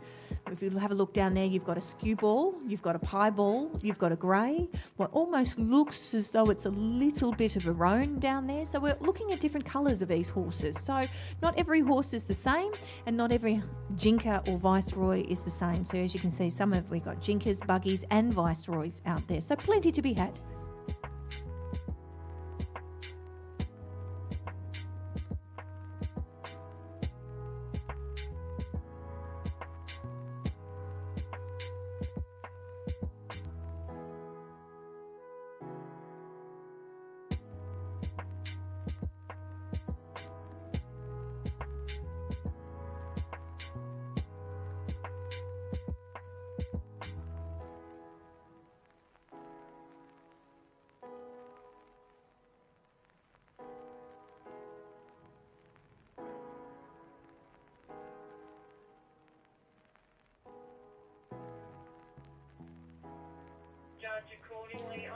So ladies and gentlemen, as you can see, as I mentioned before, when we talk about our harness and our evening harness parade, I was talking about we can have our light harness. So as you can see, we've got some horses down there that we would classify as our light harness. But if you cast your watchful eye over the arena at the moment, you can see another one of our competitors is about to make their way into it. And we would classify this horse as a heavy harness horse. So as I said, it's open to both light and heavy harness. And I think the difference is pretty self-explanatory. Yeah, that's right. And this particular horse is, of course, entered in our tradesman and delivery classes, and it's in a long shaft brake, and that's a vehicle that was used traditionally to break horses in, and it's a delivery type vehicle. So would it be remiss of me to say that sometimes with a long shaft brake we would see a breaker tied to the side of that particular harness? Absolutely. So, ladies and gentlemen, these were the vehicles that were used to break all of the horses in. And, of course, horses were used in harness predominantly right through the early half of this century and through centuries past to deliver everything from the milk to the groceries to the grain to the bluestone pavers that were used to make our roads. Now, you threw me under the bus before, so now I'm going to throw one for you. Have you had anything to do with breaking a horse in for harness? Is the process relatively difficult? Because this I don't know. How long does it take? Do you know? I have a little bit of an idea and a little bit of personal experience, and it's something that I tend to shy away from because it is can be a bit tricky. But yes, that's right. So breaking a horse into a harness, we would use a vehicle such as this. Now, this is obviously a show vehicle. A true breaker's brake would be a little bit more robust and knocked about than this. So we begin the process by tying a horse to the side of a vehicle such as this, and the brake horse would then educate the horse tied along the side. Then we would give the horse what we call a mouth, which is basically teaching the horse what the bit is, and if there's some light force placed on the left rein, then we turn left, and if there's light force placed on the right rein, then we turn right. And then eventually we put that horse in the shafts as the main horse, and then thus becomes the process of breaking a horse into harness. Obviously many, many more steps, but that's it in a nutshell. You know, it's beautiful. We admire watching the main arena at the moment because you can see this beautiful harness is sparkling, everything's so clean. And the same with our lighter harness when you see that going around. But it does get a little bit different for these horses. I know this heavy horse, when he trotted down towards the big screen TV, remembering, Steve, that a lot of these horses haven't seen themselves in a big screen TV before, and it can be quite daunting. Absolutely. We all get a little bit shy when we're on the camera, and horses are no different. But it's more the shadows, the shapes and the moving images that the horses get concerned with on the big screen. So, and that's why all of these harness horses are fitted with what we call winkers, which are like a blind, and it doesn't allow the horse to see the vehicle that's attached to them. Otherwise, they may get a fright and try and run away from the vehicle, which they could never do because they're attached to it. I know a driver spends a lot of time talking to their horse. Would you say that with the harness, it's a lot of voice commands for our horses? Yeah, that's right. So when you're driving in harness, you have a series of ways to communicate with your horse. And of course, we have the reins, which are the long pieces of leather that attach to the bit, which attaches to the bridle, and the winkers, which we've just discussed. But then you also have your voices, your voice commands. So get up, move over, come around, woo, steady, all of those types of things will be communicated to the horse by the driver. Well, I know it does get a little bit difficult sometimes when we see our 4-horse in our heavy delivery. We've had that before when we've seen some of our competitors 6-horse, 4-horse. And this is where sometimes our big environments can bring the horses unstuck. And that's because sometimes it's very, very noisy out there. Most of our people that are sitting in the crowd will be listening to our voices as well. But don't forget, these animals have got fantastic hearing, but they're also listening to the confusion of what we're saying too. So it can sometimes throw them something. Yeah, that's right. And that's where the combination, so these people will have spent hours and hours and hours of training with these horses. And ladies and gentlemen, you may also see that some of these drivers are carrying a whip. Now, the whip is not there to inflict any sort of harm to the horse whatsoever. In fact, nothing could be further than the truth than that. However, the whip is also a means of communication, so a light tap from the whip can just encourage the horse to move forward.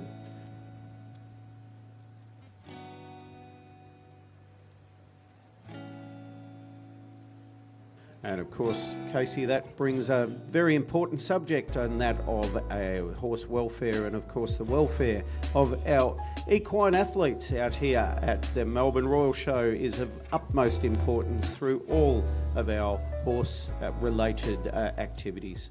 Well, let me tell you, if it's got anything to do with my horses that are at home, my horses are actually looked after probably better sometimes than them. Well, let me put it this way, they're better fed than what I feed myself.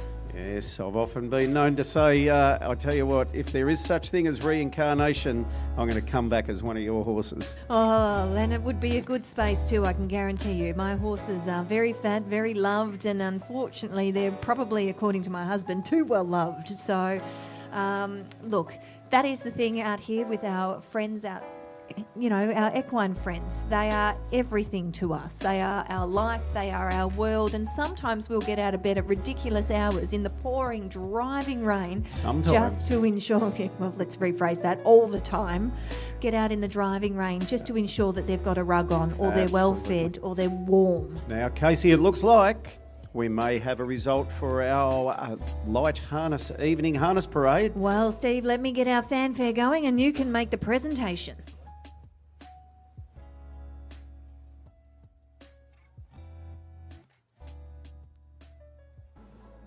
Well, ladies and gentlemen, the fanfare signifies another result that has been run and won down in Ring 2. And of course, it's our class number 378 Evening Harness Parade. And congratulations go to our winner down there, exhibit number 165. And it's Peg, exhibited by Blakely and Vaughan from Yass in New South Wales.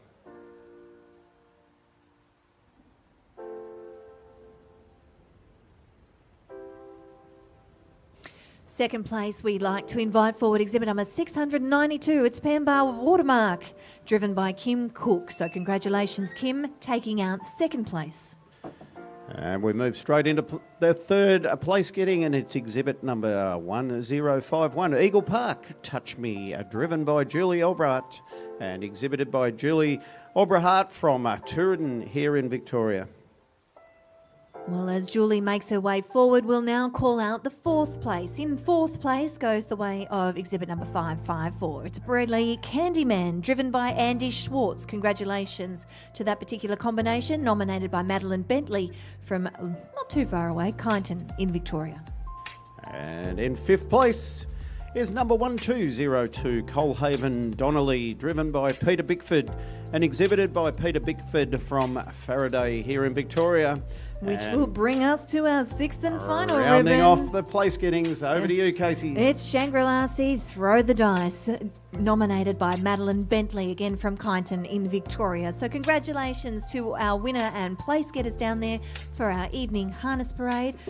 Of course, it would be remiss of me. Congratulations to our judges, to our stewards for taking the time and being out there in the... It's not not the warmest of days out there, so we'd say thank you for your time out there on the arena, and what a wonderful lineup that is too.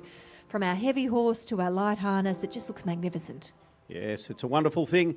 So, ladies and gentlemen, that rounds off our afternoon program from the Horses in Action for the 2024 Melbourne Royal Show. But don't go away, we have lots of fun and entertainment left at the show. Don't forget, we have our Melbourne After Dark schedules, and of course, the fireworks spectacular, which will commence at 8 o'clock this evening. So, ladies and gentlemen, we trust you've had a wonderful day of this day one of the 2024 Melbourne Royal Show. Well, that's us done and dusted for the night, so time to kick back, relax. Tomorrow brings day number 2. Who's coming back for another days of fun and entertainment? I think you and I will be, Steve. I'm sure we will. We'll see you here bright and early tomorrow morning.